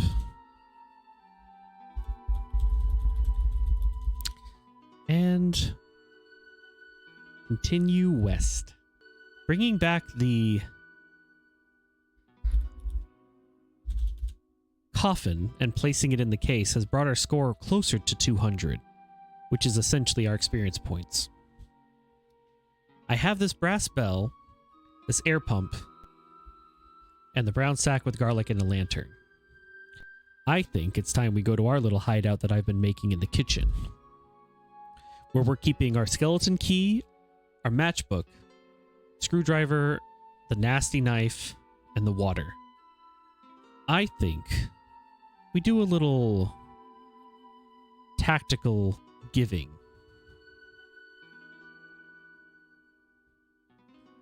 Let's drop the bell, the pump, the sack, and the sack. We will take the knife. And so now all we're carrying is a nasty looking knife and a lantern. because at this point we are out to get some revenge.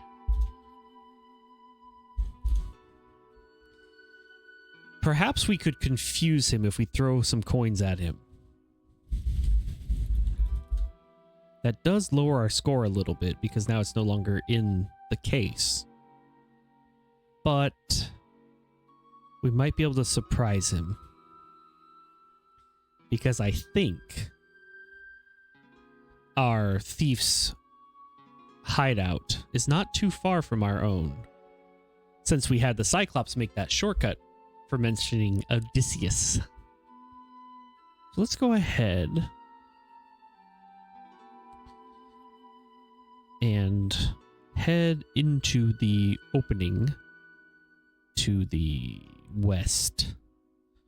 Turn on lamp and head west through the strange passage into the Cyclops room that previously had a solid wall that we just walked through because a Cyclops ran through it. And there's that staircase leading up, so I will head up. This is a large room whose east wall is solid granite. A number of discarded bags, which crumble at your touch, are scattered about the floor. There is an exit down a staircase. There is a suspicious-looking individual holding a large bag, leaning against one wall. He is armed with a deadly stiletto. There is a silver chalice, intricately engraved here. The stiletto flashes faster than you can follow. The blood wells from your leg. Ooh, he knew I came here. He knew what I'm here for. But you know what? Let's surprise him. I don't think he'll see this one coming. Give coins to thief.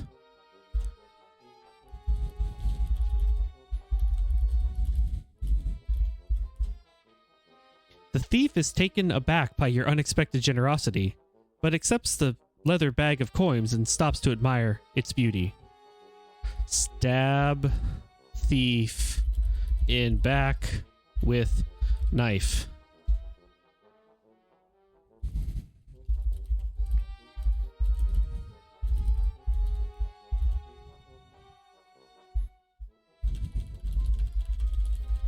Okay, I didn't understand that word.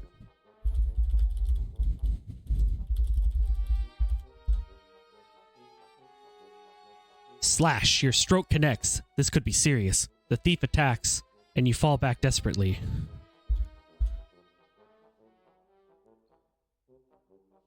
You are still recovering from that last blow, so your attack is ineffective.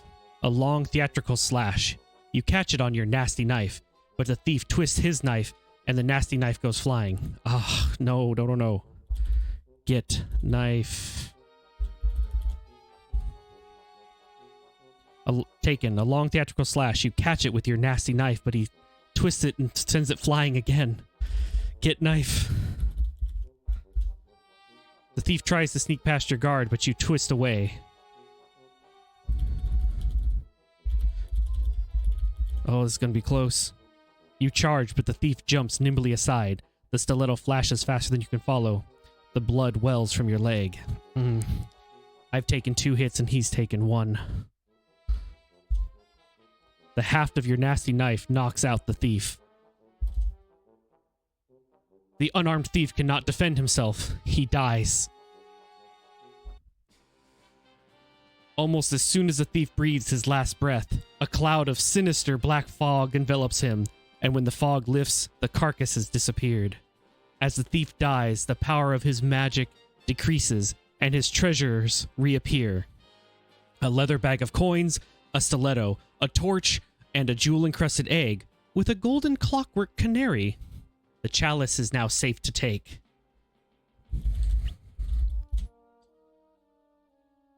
I wasn't able to take the chalice. It was too heavy, especially in light of my condition.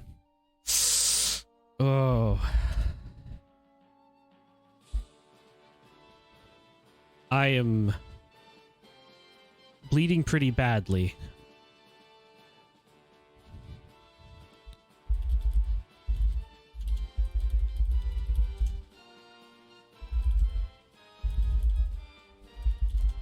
Okay, I took the chalice.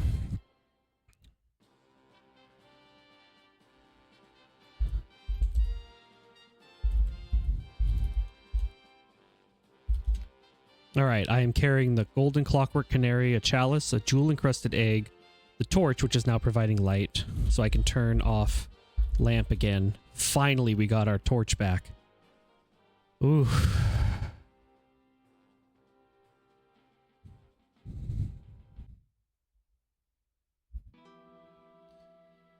Wow. That was intense.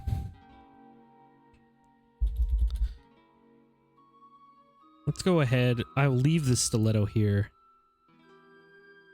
We will head down the stairway if we can. And head east back into the living room. And we will place the chalice, the egg, because now it's empty, the coins back, and the... I think that's it. The chalice, the egg, and the jewels. I need the torch, because that's the whole reason I went after that thief, because he took my torch right after I found it.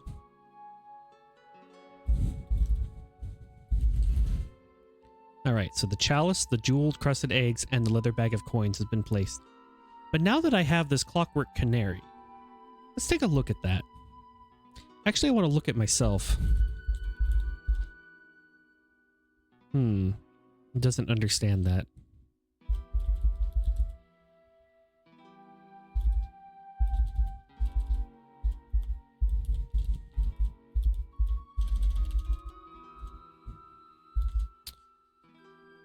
Perhaps I can go back into the kitchen. I don't know if I need to bandage myself or not, or that might just make it a little harder to... I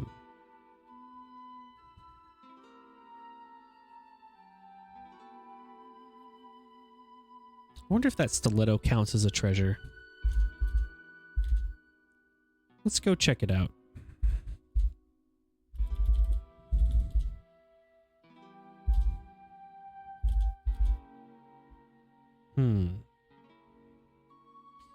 Place stiletto in case. Oh, cool. I don't know if it counts as the treasure, but I'm going to count it as a treasure. And since I have my torch back, I think I will save.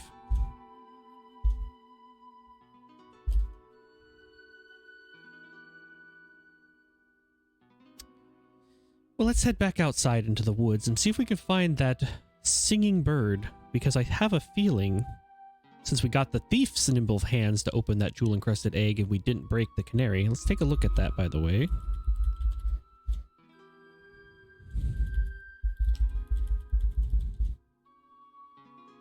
Oh, there isn't anything special about the golden clockwork canary. Well, there doesn't seem to be broken either.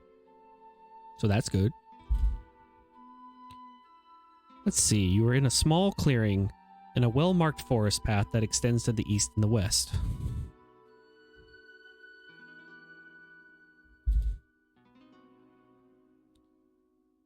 Let's see, we're in a forest, we can't go north.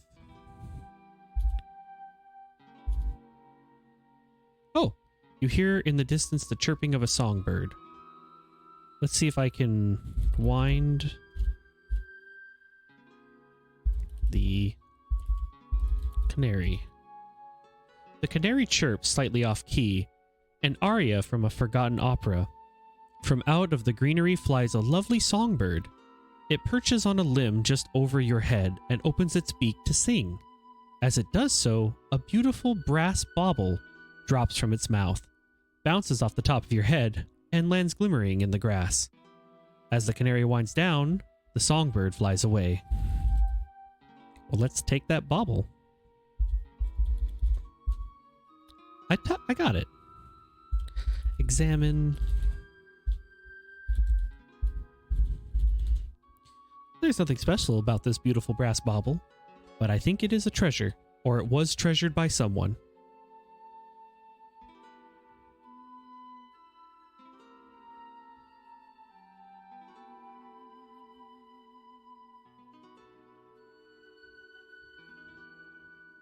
let's head south, back to the north of the house. And head inside. And in the kitchen, we'll have this, and we will place in the living room, in the case, place the bauble in case.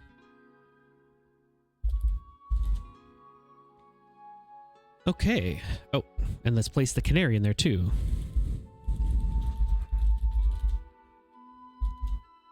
So now we've got our torch providing light, a nasty knife that we use to slay our foe, and our brass lantern. And if we look in the case, we have in our collection of treasures a golden clockwork canary, a beautiful brass bauble, a stiletto, a leather bag of coins, a jewel-encrusted egg, a chalice, a gold coffin containing Ramses II, a crystal trident, a jade figurine, a sapphire-encrusted bracelet, a painting, a trunk of jewels, and a platinum bar. I'd say we've got a pretty good collection going. But we haven't had the trophy chest generate for us a code for collecting all the treasure in the area. There must be more to go. Heading east back into the kitchen, I think since we've gotten rid of the last physical threat, let's say, let's go ahead and drop our knife for the 5th time, I think, since the thief decided to knock it out of our hands at least twice. And we picked it up and dropped it a couple times since we've gotten it. I think we need to take that sack. I think we also need...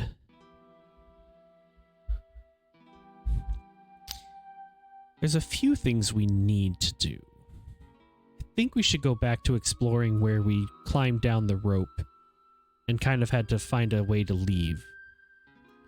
So let's go ahead and take the bell.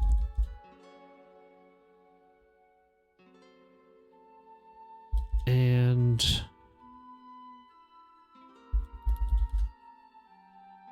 was I not able to pick up that book? I don't think I was.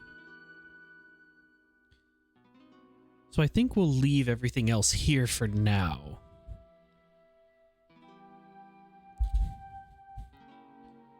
We'll do a little save and head down into the cellar.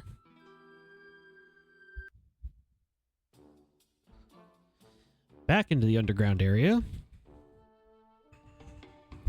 We'll head north to that troll room where there's that bloody axe for the first troll we defeated. Oh, maybe the thief was also a troll, just a very dexterous one in disguise. He did disappear the same way that troll did. Heading east, we get to our passage and back to our round room, where if we want to go back to our engravings cave, if we go back to the southeast, we get to that cave and we head into the dome room and head south. Well, not south. We need to climb down the rope again.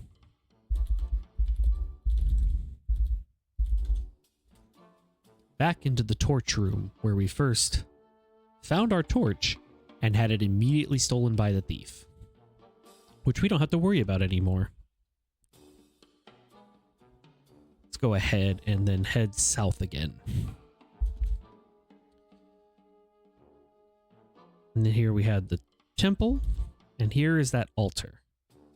In one corner is a small hole in the floor which leads to the darkness. So I can't get back up it, so that's definitely a one-way trip.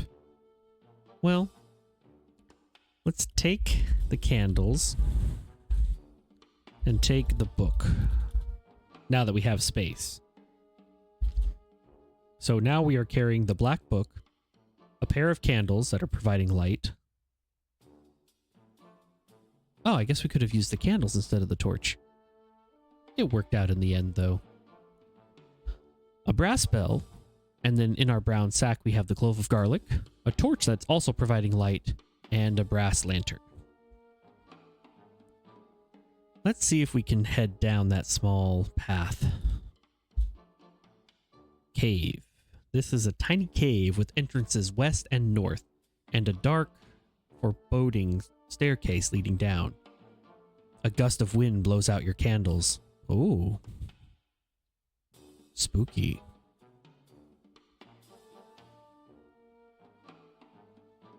Well, we've got a torch that seems to be holding its light. Yes, but the candles did not.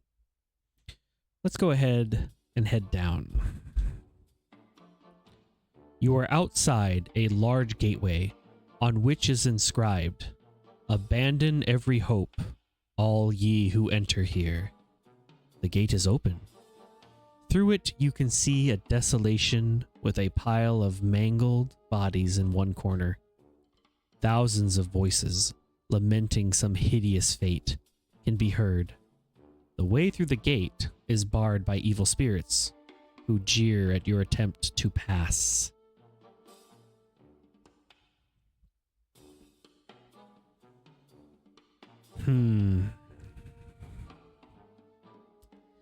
I think we need to head back up into the cave. We'll do a little... let's make sure we can get out of here. What happens if I go north? You are in a large square room with a tall ceiling on the south wall. There is an enormous mirror which fills the entire wall. There are exits on the other 3 sides of the room. Okay, so then going north, there's a narrow passage. And if I go north farther... Oh, here's the round room. Okay. So if we head south a couple times and then go back, we can get back to the cave. Let's go ahead and save it at the cave. And we'll head down the stairs and see if we can figure out a way to get through the entrance to Hades.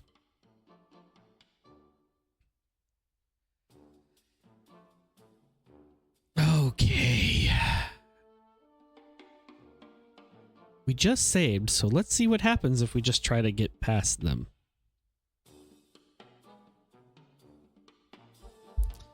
I don't think this is going to work out. Oh, it's barred by evil spirits, so they probably won't let me go by. Well,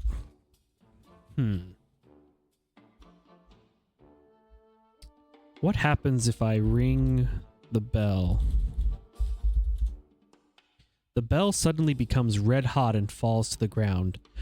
The wraiths, as if paralyzed, stop their jeering and slowly turn to face you. On their ashen faces, the expression of a long-forgotten terror takes shape. In your confusion, the candles drop to the ground, and they are out. Light. Oh no. I don't have my matchbook. Maybe I can light the candles with the torch?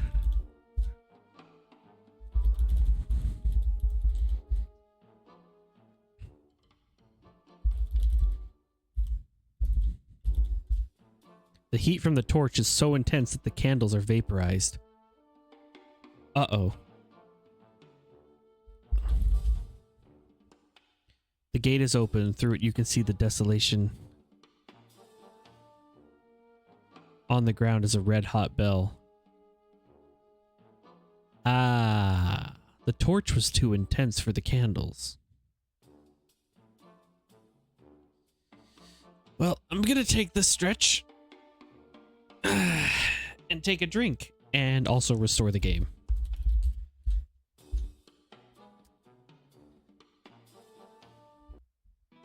Okay.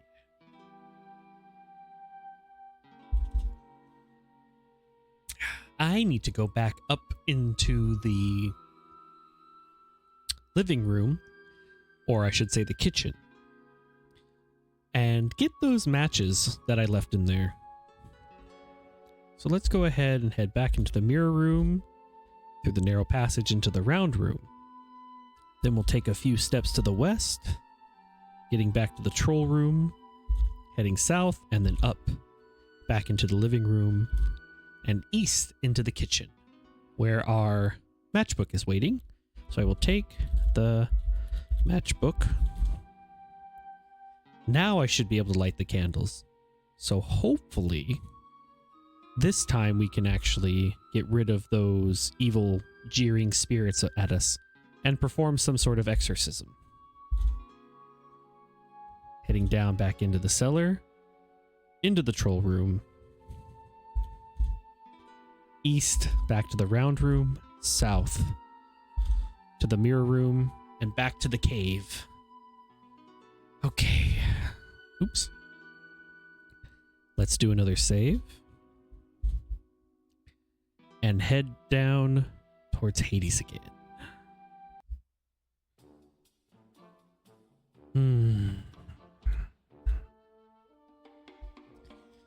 Now let's try ringing the bell.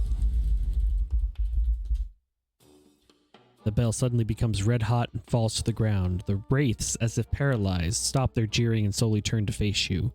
On their ashen faces, the expression of a long-forgotten terror takes shape. The candles drop to the ground and they are out. Light candles with matches.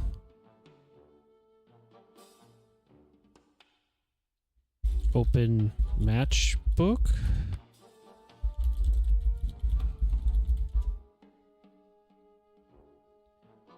Light. Okay. Opening the matchbook. I have 5 matches. Light candles with match.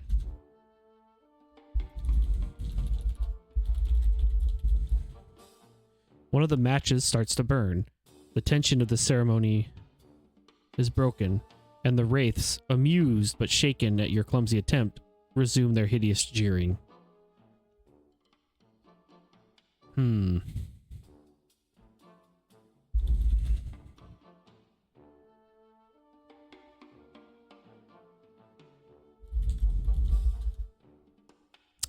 Well, I gotta restore.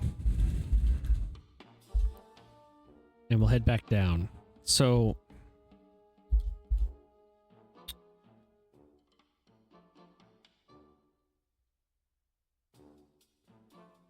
maybe I need to place candles? What do I want to place the candles in? I don't know.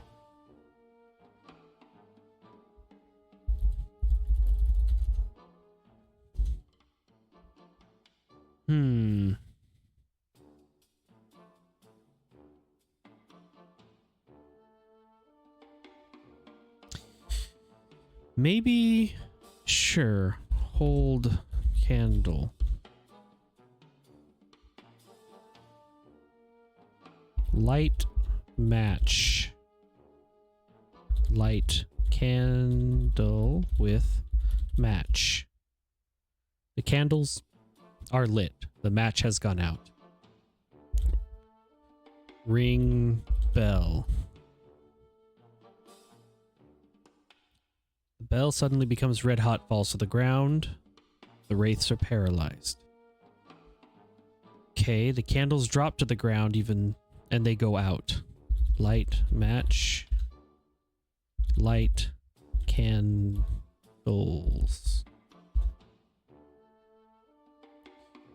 Okay, taking the candles with the match, the candles are lit. The flames flicker wildly and appear to dance. The earth beneath your feet trembles, and your legs wearily buckle beneath you. The spirits cower at your unearthly power. The match has gone out. Okay. Read book. Each word of the prayer reverberates through the halls in deafening confusion.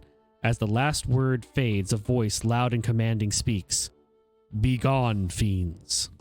A heart-stopping scream fills the cavern, and the spirits, sensing a greater power, flee through the walls.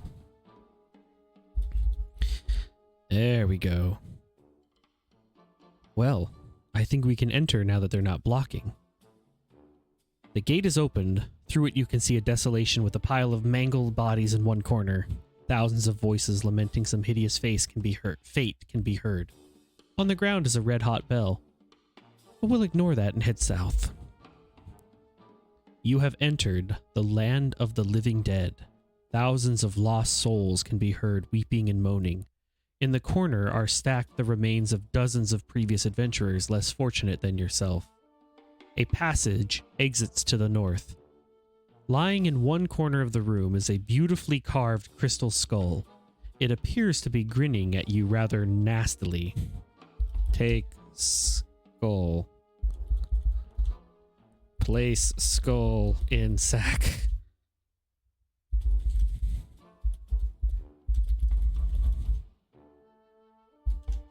Okay. The brown sack contains a crystal skull and a clove of garlic. We'll just put the weird looking skull in the brown sack. And get out of here. Okay. Leaving the land of the living dead. Back through passing by our red hot bell that we can't pick up because it's now on the ground. Let's head back up to the top and put that skull away. So we'll go north from the cave into the mirror room, north through the narrow passage, back to the round room, west to our troll room through the east-west passage, south back to the cellar, and up into the living room, where we will place the skull in case. Done. Okay. So now our collection consists of a crystal skull, the golden clockwork canary, a beautiful brass bauble, a stiletto, a leather bag of coins, a jewel-encrusted egg, a chalice, a gold coffin, a crystal trident, a jade figurine, a sapphire-encrusted bracelet, a painting and a trunk of jewels, and a platinum bar. That's a pretty good haul right there.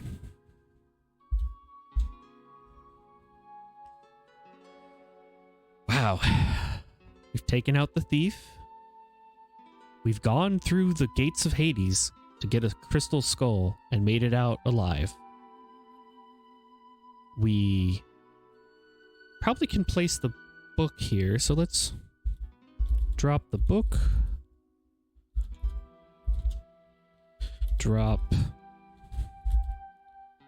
the matches.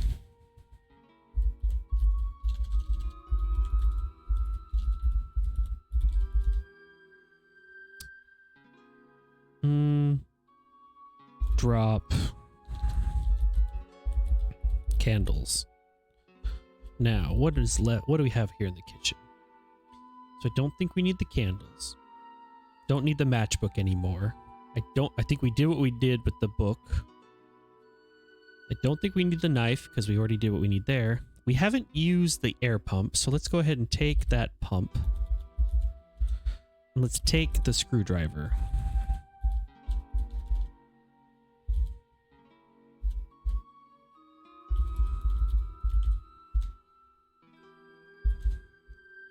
So now we have the screwdriver, a handheld air pump, a brown sack, a brown that contains a clove of garlic, a torch that is providing light, and a brass lantern. Okay.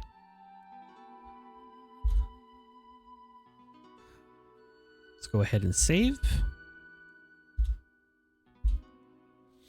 In the living room. So we've got a lot of stuff taken care of. Let me double check how many items we have number wise. 1, 2, 3, 4, 5.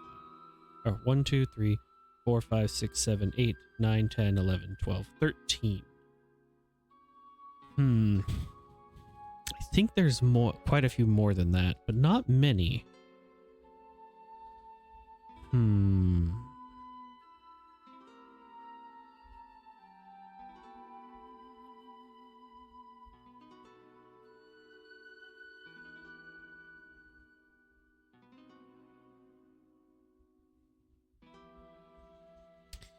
Well, there's still some exploring we need to do in the coal mines.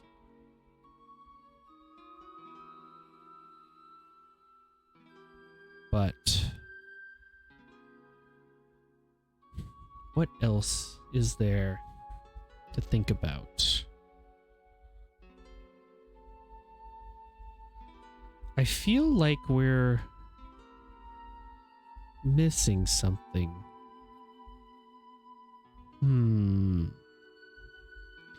I still need some way to traverse that rainbow that we see at the bottom of the cliffs with the waterfall outside the house. Because obviously there's a pot of gold at the end of that rainbow. But how do I get to it? You can't normally walk on a rainbow. But there's quite a bit of magical stuff going on here.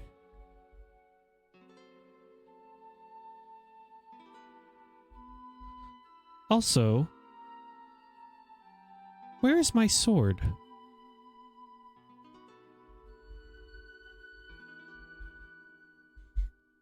The thief didn't have it.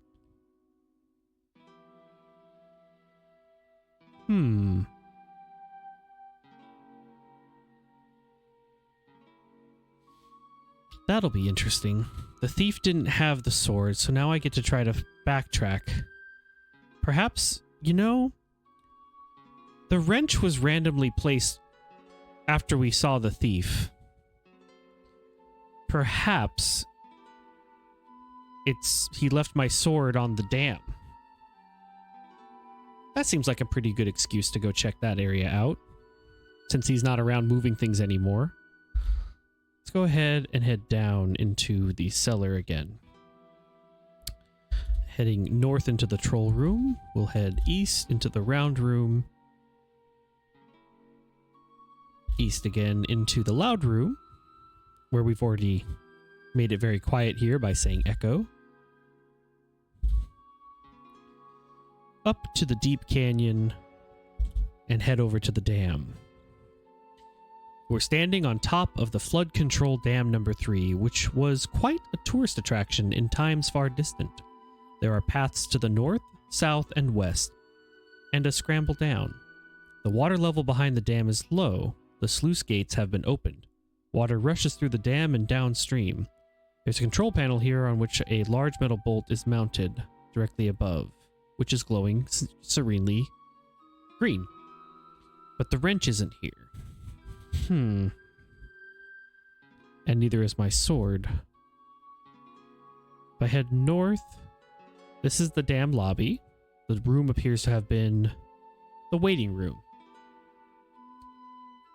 So there's a north and east marked private, and there's a path leading south. I wonder if that room is still flooded. I guess we'll find out. Let's head east. The room is full of water and cannot be entered. Well, that answers that question.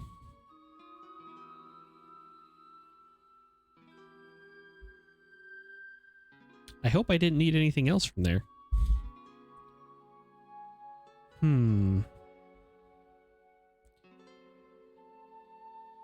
Well, I guess I can try to go down.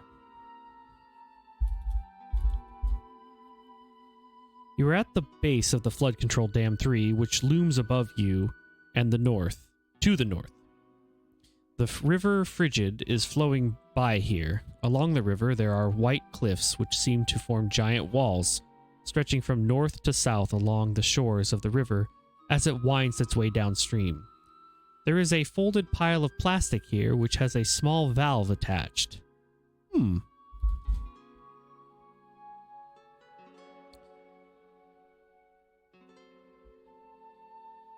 Well, it seems like if it's a folded piece of plastic and there's a small valve, I might be able to use this air pump.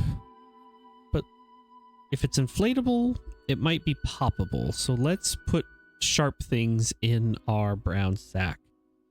So let's place our screwdriver.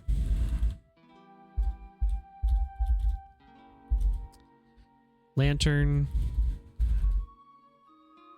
And lantern in the sack. Oh, it's full.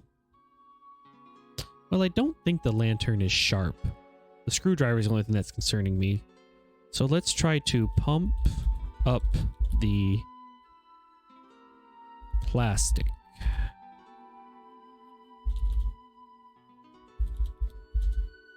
The boat inflates and appears seaworthy. A tan label is lying inside the boat. Oh, read label.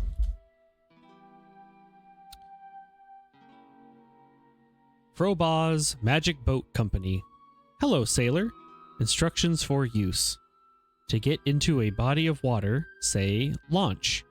To get to shore, say land. Or the direction in which you want to maneuver the boat. Warranty. This boat is guaranteed against all defects for a period of 76 milliseconds, from the date of purchase or until first used, whichever comes first. Warning. This boat is made of thin plastic. Good luck.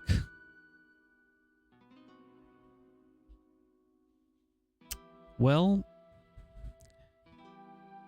I guess let's go for it. Launch.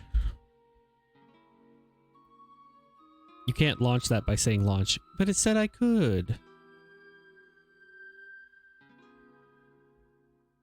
Well, then I guess just go east. Get in boat. You are now in the magic boat. Okay. Launch. Okay.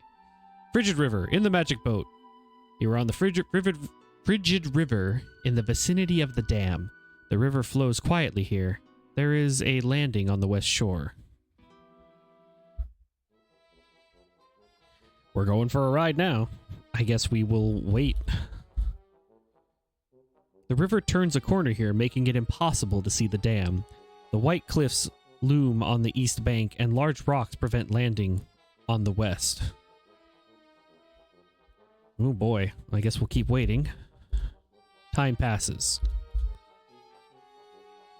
The river descends here into a valley. There is a narrow beach on the west shore below the cliffs. In the distance, a faint rumbling can be heard. Uh-oh. The river is running faster here, and the sound ahead appears to be that of rushing water. On the east shore is a sandy beach. A small area of beach can also be seen below the cliff on the west shore. There is a red buoy here, possibly a warning. Take buoy.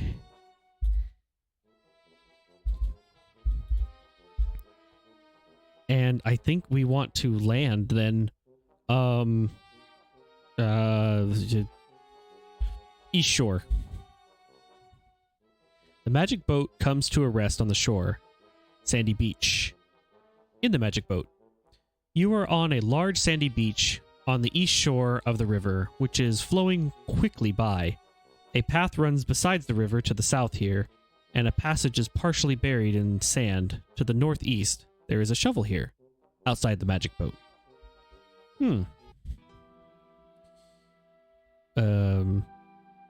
Exit boat.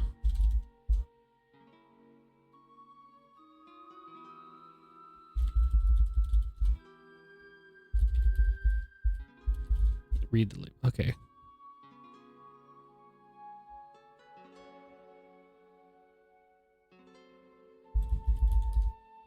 Okay, I just typed stand. You are standing on your own feet again.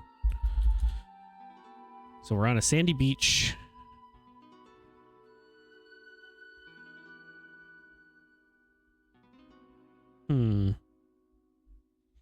Take shovel.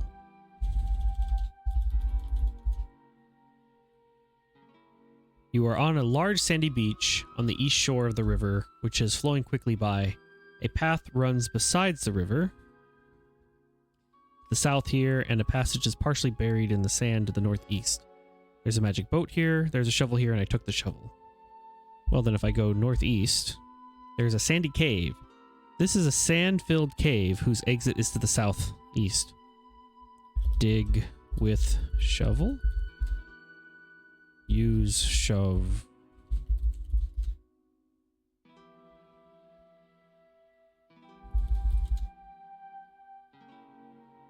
Dig. Sand. Shovel. What do you want to dig in? What do you want to dig the sand with? The shovel. You seem to be digging a hole here. Dig sand with shovel. The hole's getting deeper, and that's about it. We'll keep digging. You're surrounded by a wall of sand on all sides. Dig deeper. You can see a scarab here in the sand. Take scarab. Climb out of hole.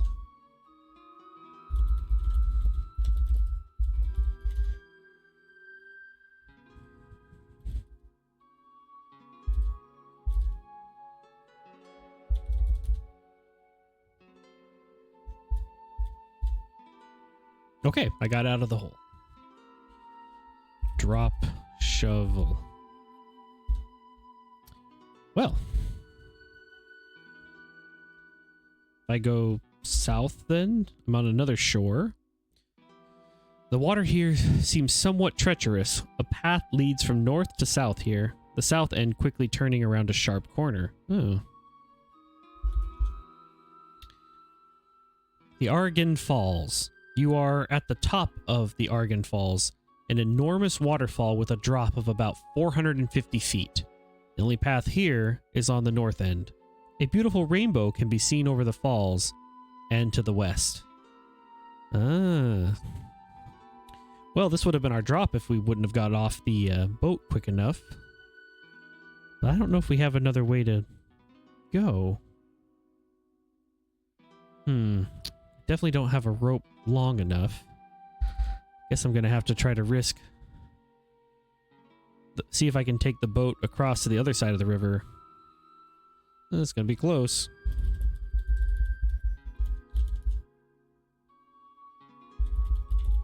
Let's try launching the boat and then immediately going to the west shore. Frigid river and the magic boat. The river is running faster here, and the sounds ahead appear to be that of the rushing water. On the east shore is a sandy beach where we were, and a small area of beach that can also be seen on the cliffs of the west shore. I told the boat to immediately go west, and the boat came to a rest on that shore. White Cliffs Beach in the magic boat. You're on a rocky, narrow strip of beach beside the cliffs. A narrow path leads north along the shore. Let's, okay, we stood up, and we'll head north along that path. Narrow path leading along the cliffs, and okay. You're on a narrow strip of the beach, which runs along the base of the White Cliffs. There is a narrow path leading south along the cliffs, and a tight passage leading west into the cliffs themselves. I guess let's head west. This cave has exits to the west and east, and narrows to a crack towards the south. The earth is particularly damp here. West? Oh. This is a large room with a ceiling which cannot be detected from the ground. There is a narrow passage from the east to west and a stone stairway leading upward. The room is eerie in its quietness. This was the loud room. So if I head up, I get to the deep canyon, and if I head north, or I'm sorry, east, I'm back on top of the dam. Well, alright. Well, I got a new treasure, so I guess we can head back and place that back in our case. So we'll do west, go southwest, southwest again, to the east-west passages, heading west into the troll room, and then south to the cellar, up, and then we'll place scarab in case.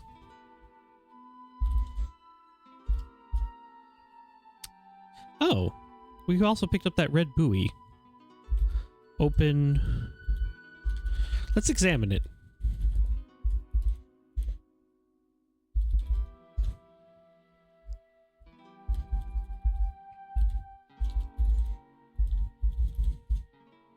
The red buoy is closed. Open buoy? Opening the red buoy reveals a large emerald. Oh. I took the emerald, and I will place it in the case.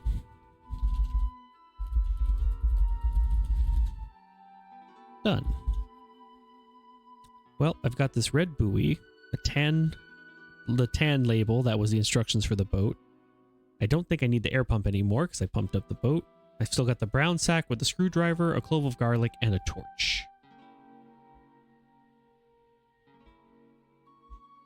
It was a very strange place to find an emerald, but interesting. So let's drop the pump.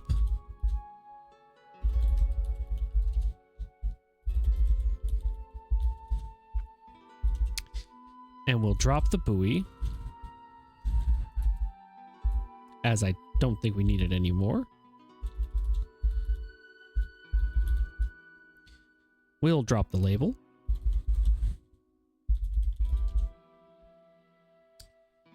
And I think we need everything else. I don't think the thief would have wandered around in the forest, so I don't think the sword would have been left anywhere there.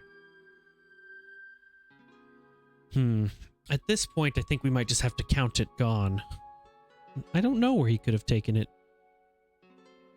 But he didn't treasure it enough, so if he didn't treasure it enough, I don't think it belongs in our case. Shame, though. It was a nice sword. Perhaps another adventurer will find need of it in the same way we did. But with that, we still have the rest of we have the coal mines to deal with. So let's head back over to the reservoir and cross that river again.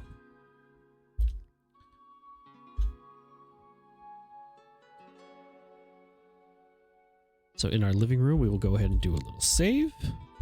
We will head down those stairs, north to the troll room, east through the west passageway into the bound room, through the east-west passageway.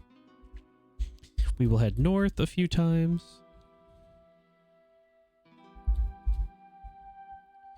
Then heading northeast, and then north again. We are now at the reservoir.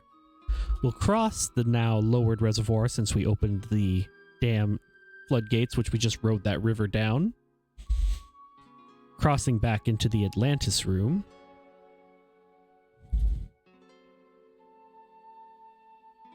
We will need to walk up the stairs into this cave, north into the other mirror room. And then north of the mirror room, we have our cold passage, where we can then head west into the slide room, which now places us above the cellar. And now we can head north into the mine entrance. And I'm going to do a safety save here, because we are now in dangerous territory again. Let's check my inventory. I think we need to take our garlic back out.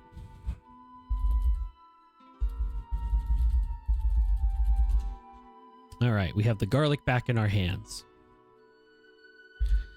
which is good because now we've entered the squeaky room. Strange squeaking sounds may be heard coming from the passage at the north end. So let's go ahead and head north. You're in a small room which has doors only to the east and south. In the corner of the room, on the ceiling, is a large vampire bat who is holding his nose, thanks to the garlic. In the shaft room, this is a large room in the middle of which is a small shaft descending through the floor into darkness below. To the west and the north are exits. From this room, constructed over the top of the shaft, is a metal framework to which a heavy iron chain is attached. At the end of the chain is a basket. I think we do not want to take any flammable things through the gas room. So I will place torch in basket.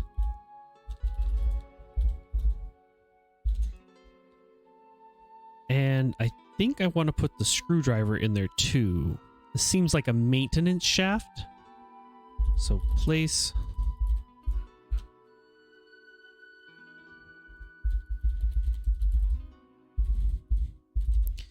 All right. And then I think we want to lower the basket. The basket is lowered to the bottom of the shaft. It is now pitch black. Now we can turn on our lamp. Okay. Let's go ahead and head north into the smelly room.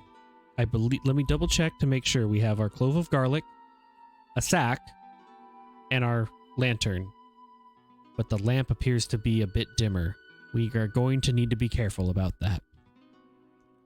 We'll head down into the gas room, heading east into the coal mine. And now we're in a bit of a maze, but let's just navigate through this coal mine.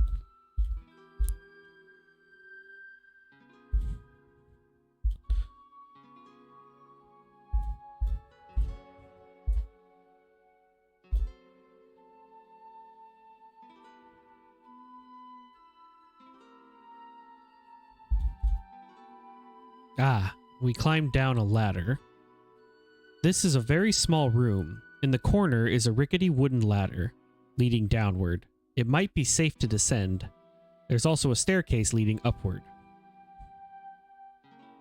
Upward is where we were in the coal mine. So let's go ahead. I guess we'll keep going down. The ladder bottom. This is a rather wide open room. On one side is the bottom of a narrow wooden ladder. To the west and the south are passages leaving the room. There is a sword here. Huh. So that's where our sword got to. Interesting. Heading south, there's a dead end of the mine, but there is a small pile of coal here. Let's go ahead and take some of that coal.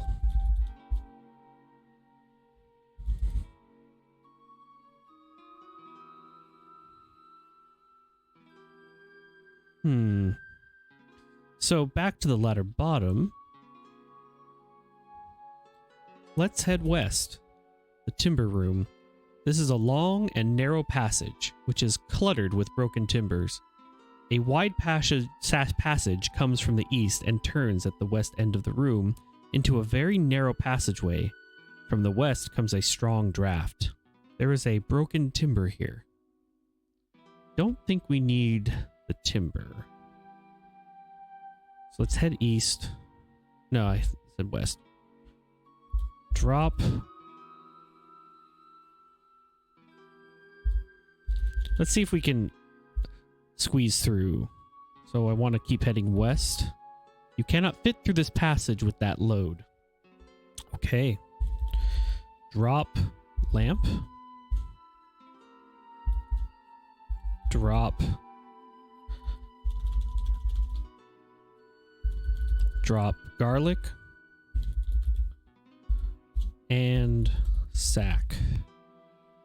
See if I can head west. I still can't fit with the coal even.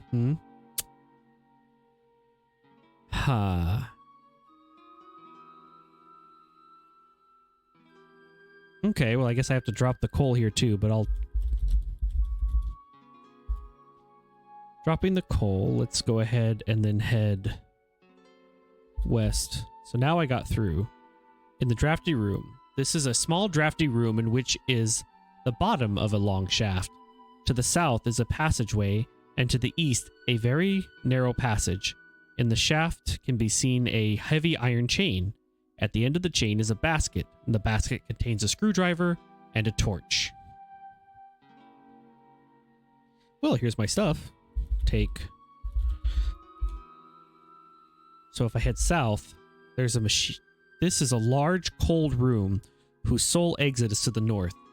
In one corner, there is a machine which is reminiscent of a clothes dryer.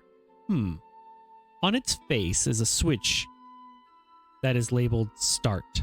The switch does not appear to be manipulatable by any human hand.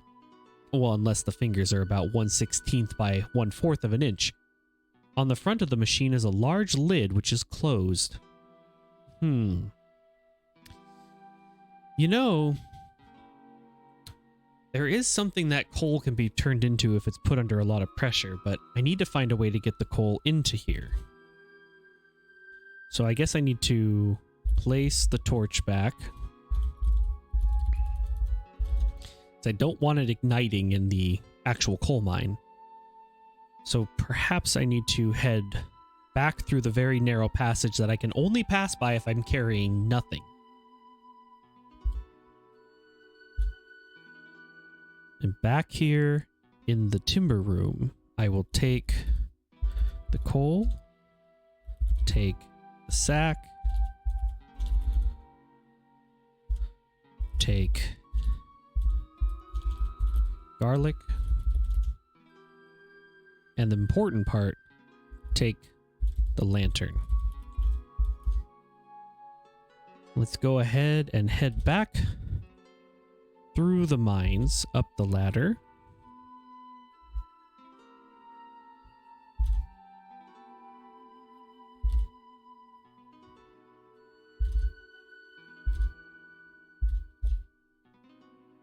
Back to the gas room, which is the reason we can't use our torch here.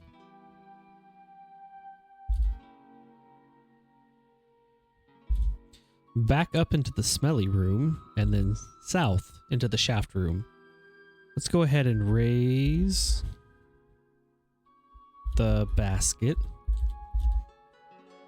Place the coal in basket.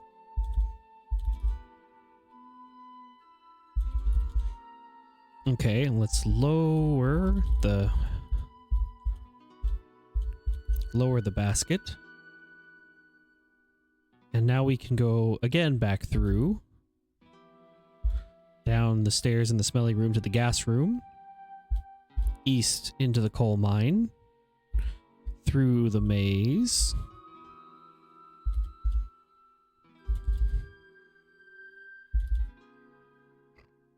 down the ladder, west into the timber room, where we'll need to drop all of our stuff again. Now we can pass through into the drafty room, and now we can take all of our stuff here, which includes our coal, the torch, and the screwdriver.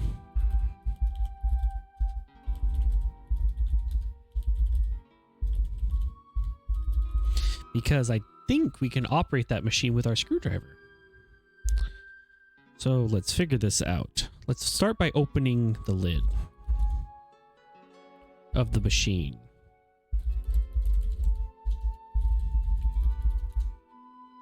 The lid opens. The machine is empty. Well, let's place coal in machine. Done. Close the lid. Use screw driver on the machine.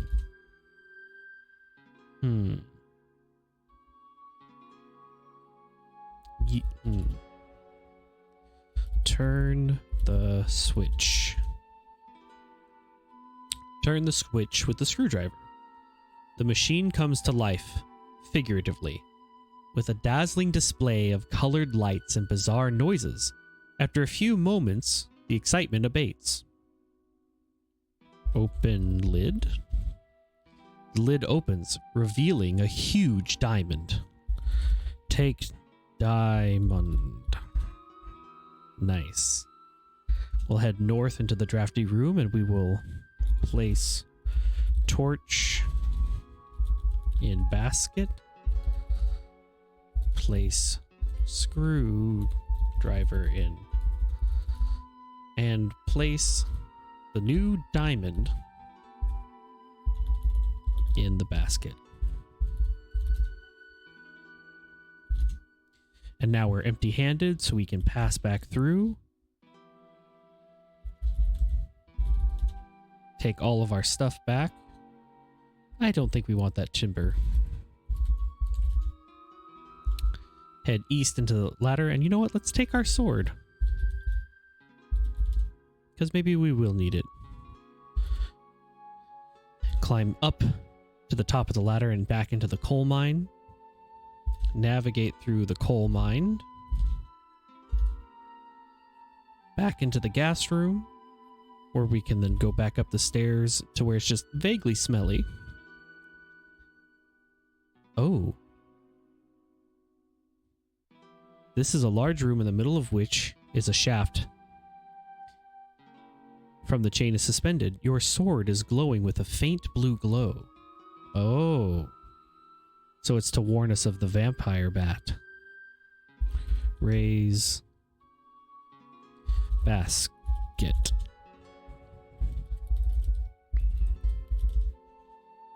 The basket is raised to the top of the shaft. Take torch. Turn off lamp.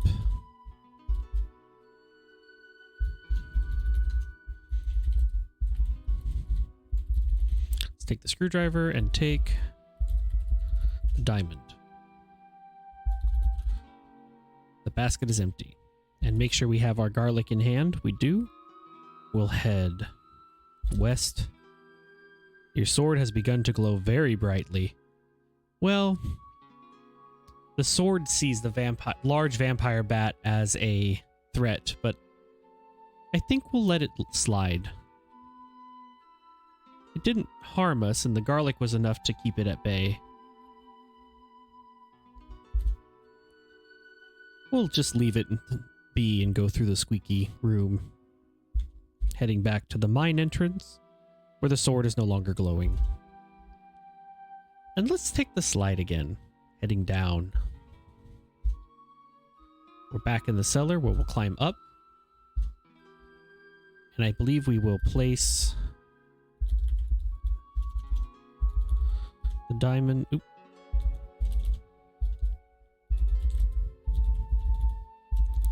Place the new diamond in the case.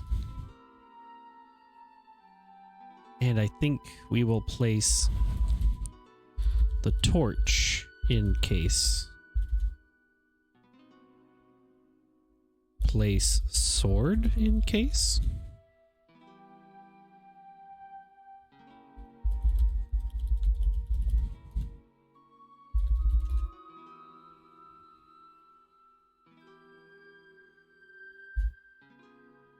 You're in the living room, and there is a doorway to the east. To the west is a cyclops-shaped opening in an old wooden door, above which is some strange Gothic lettering, a trophy case, and a rug lying beside an open trap door. Your collection of treasure consists of a sword, a torch providing light, a huge diamond, a large emerald, a beautiful jewel scarab, a crystal skull, a golden clockwork canary, a beautiful brass bauble, a leather bag of coins, a jewel-encrusted egg, a chalice, a gold coffin, a crystal trident, a jade figurine, a sapphire-encrusted bracelet, a painting, a trunk of jewels, and a platinum bar. I think we've got almost everything. Oh, but what about that gold at the end of the rainbow?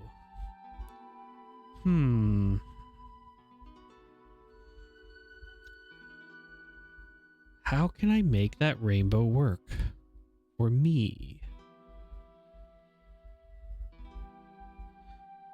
There has to be some kind of magical way to do that.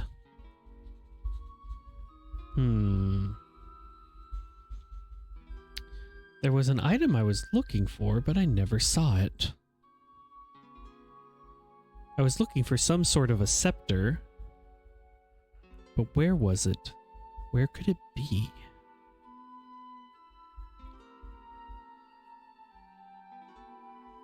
I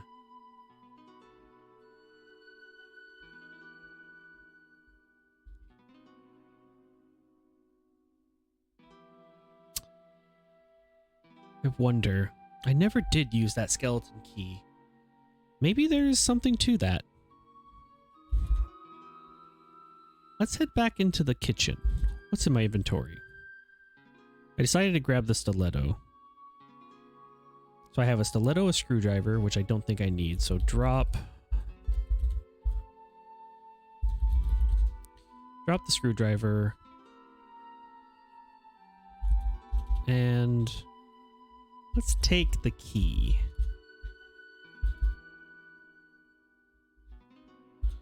Let's go ahead and take the torch for the light we need. Save it and head south. Maybe a scepter did belong to a pharaoh. You know, I don't think I did actually open the coffin because I was so mad at the thief. I forgot to. Can I open the coffin? Opening the gold coffin reveals a scepter. Ah. Examine the scepter. Really, there's nothing special about the scepter? I don't believe you. Well, I've decided to take the scepter. Let's head back out behind the house. We'll head east to our little clearing. And we get to our canyon view.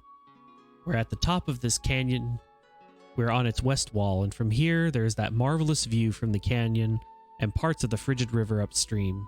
And across it, we can see the walls of the White Cliffs join the mighty ramparts of the Flathead Mountains to the east. Following the canyon upstream to the north, the Argon Falls may be seen, complete with a rainbow. And that's our destination. Let's climb down this rocky ledge to the canyon bottom. And we'll head north along this path. And we're on the end of the rainbow. Now, this is a rumor, but perhaps this golden scepter will lead us to the golden coins at the end of the rainbow.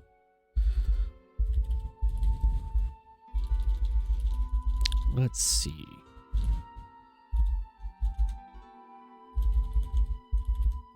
Touch the scepter to the rainbow.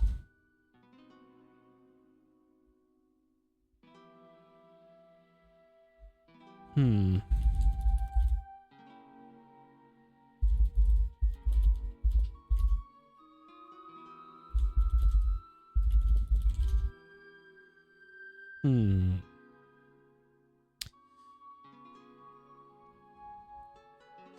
What could I do?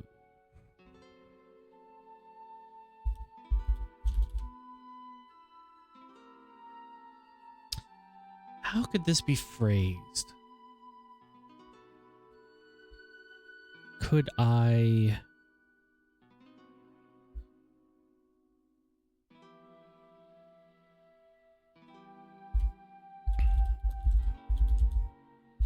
Can I walk on the rainbow? Can you walk on water vapor? I suppose not.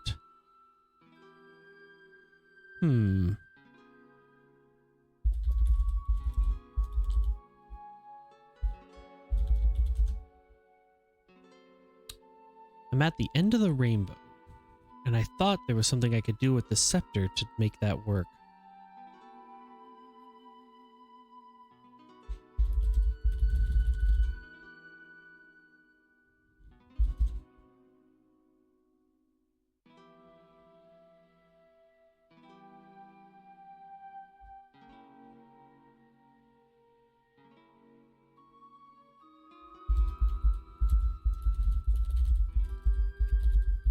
Point scepter at rainbow?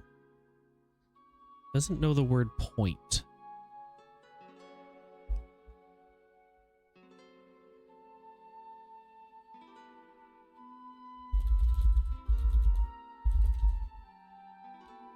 Touch the rainbow. Fiddling with the rainbow isn't noticeably helpful.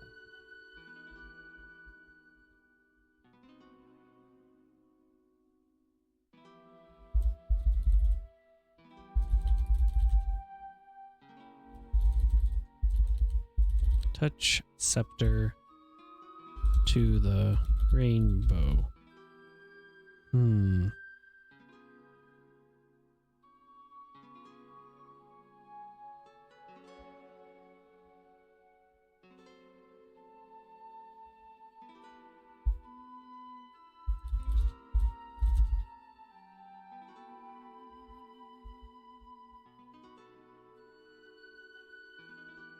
Okay, let's try, I guess, instead of typing use, we'll try wave scepter.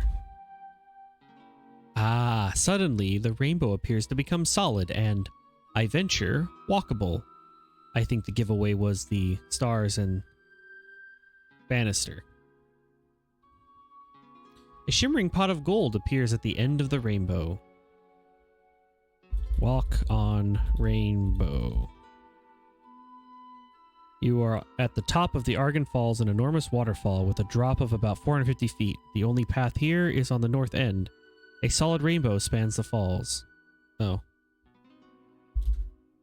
Take gold. I took the gold. And I was able to walk on the rainbow back to the top of the falls. What a walk. Over 450 feet. But with that, we can go...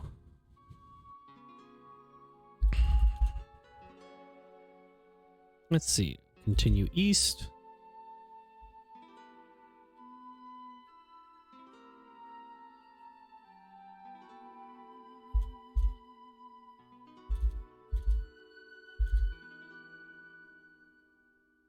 Oh, southwest is our path to the canyon bottom.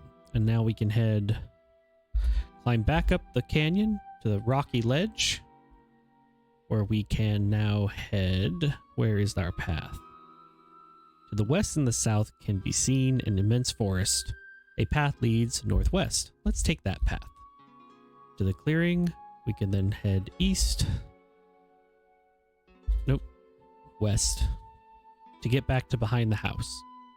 We'll now go west inside the house, west into the living room, where we can now place the scepter in the case. Place gold in the case.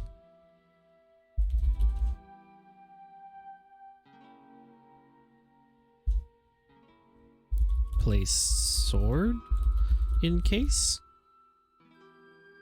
It's already in there.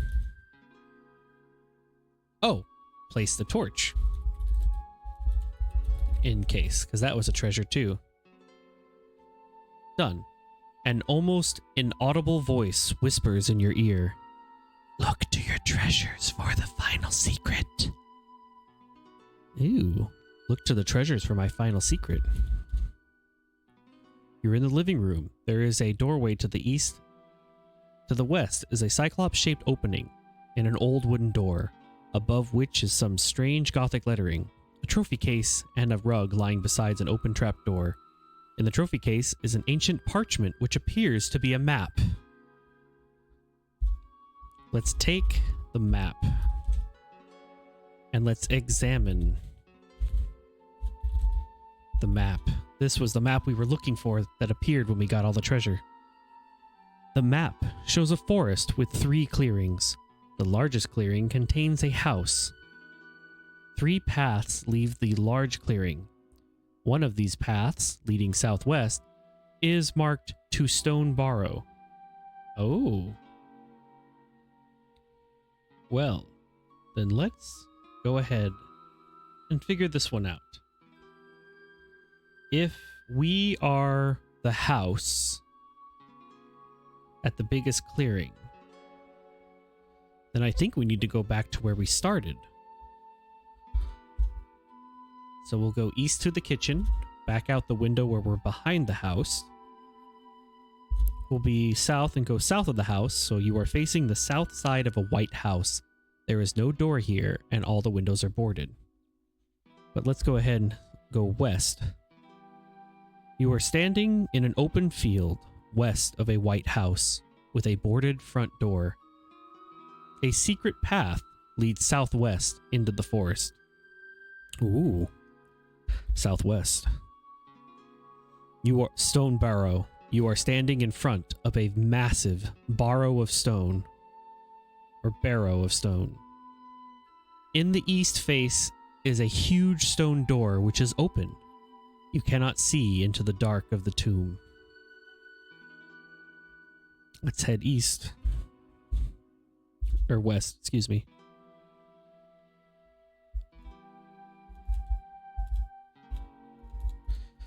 And that is the end of Zork. We entered inside the barrow. And the story will continue, or would continue, in Zork 2. I hope you all enjoyed tonight. That was a wonderful adventure with a lot of twists and turns. Crazy fights. Some we won, some we lost. We did let a giant vampire bat live. Thank you again for joining us here at Game Grotto for one of our first calming ASMR type streams. And maybe we'll see you in Zork 2. Thank you again. Take care, everyone, and good night.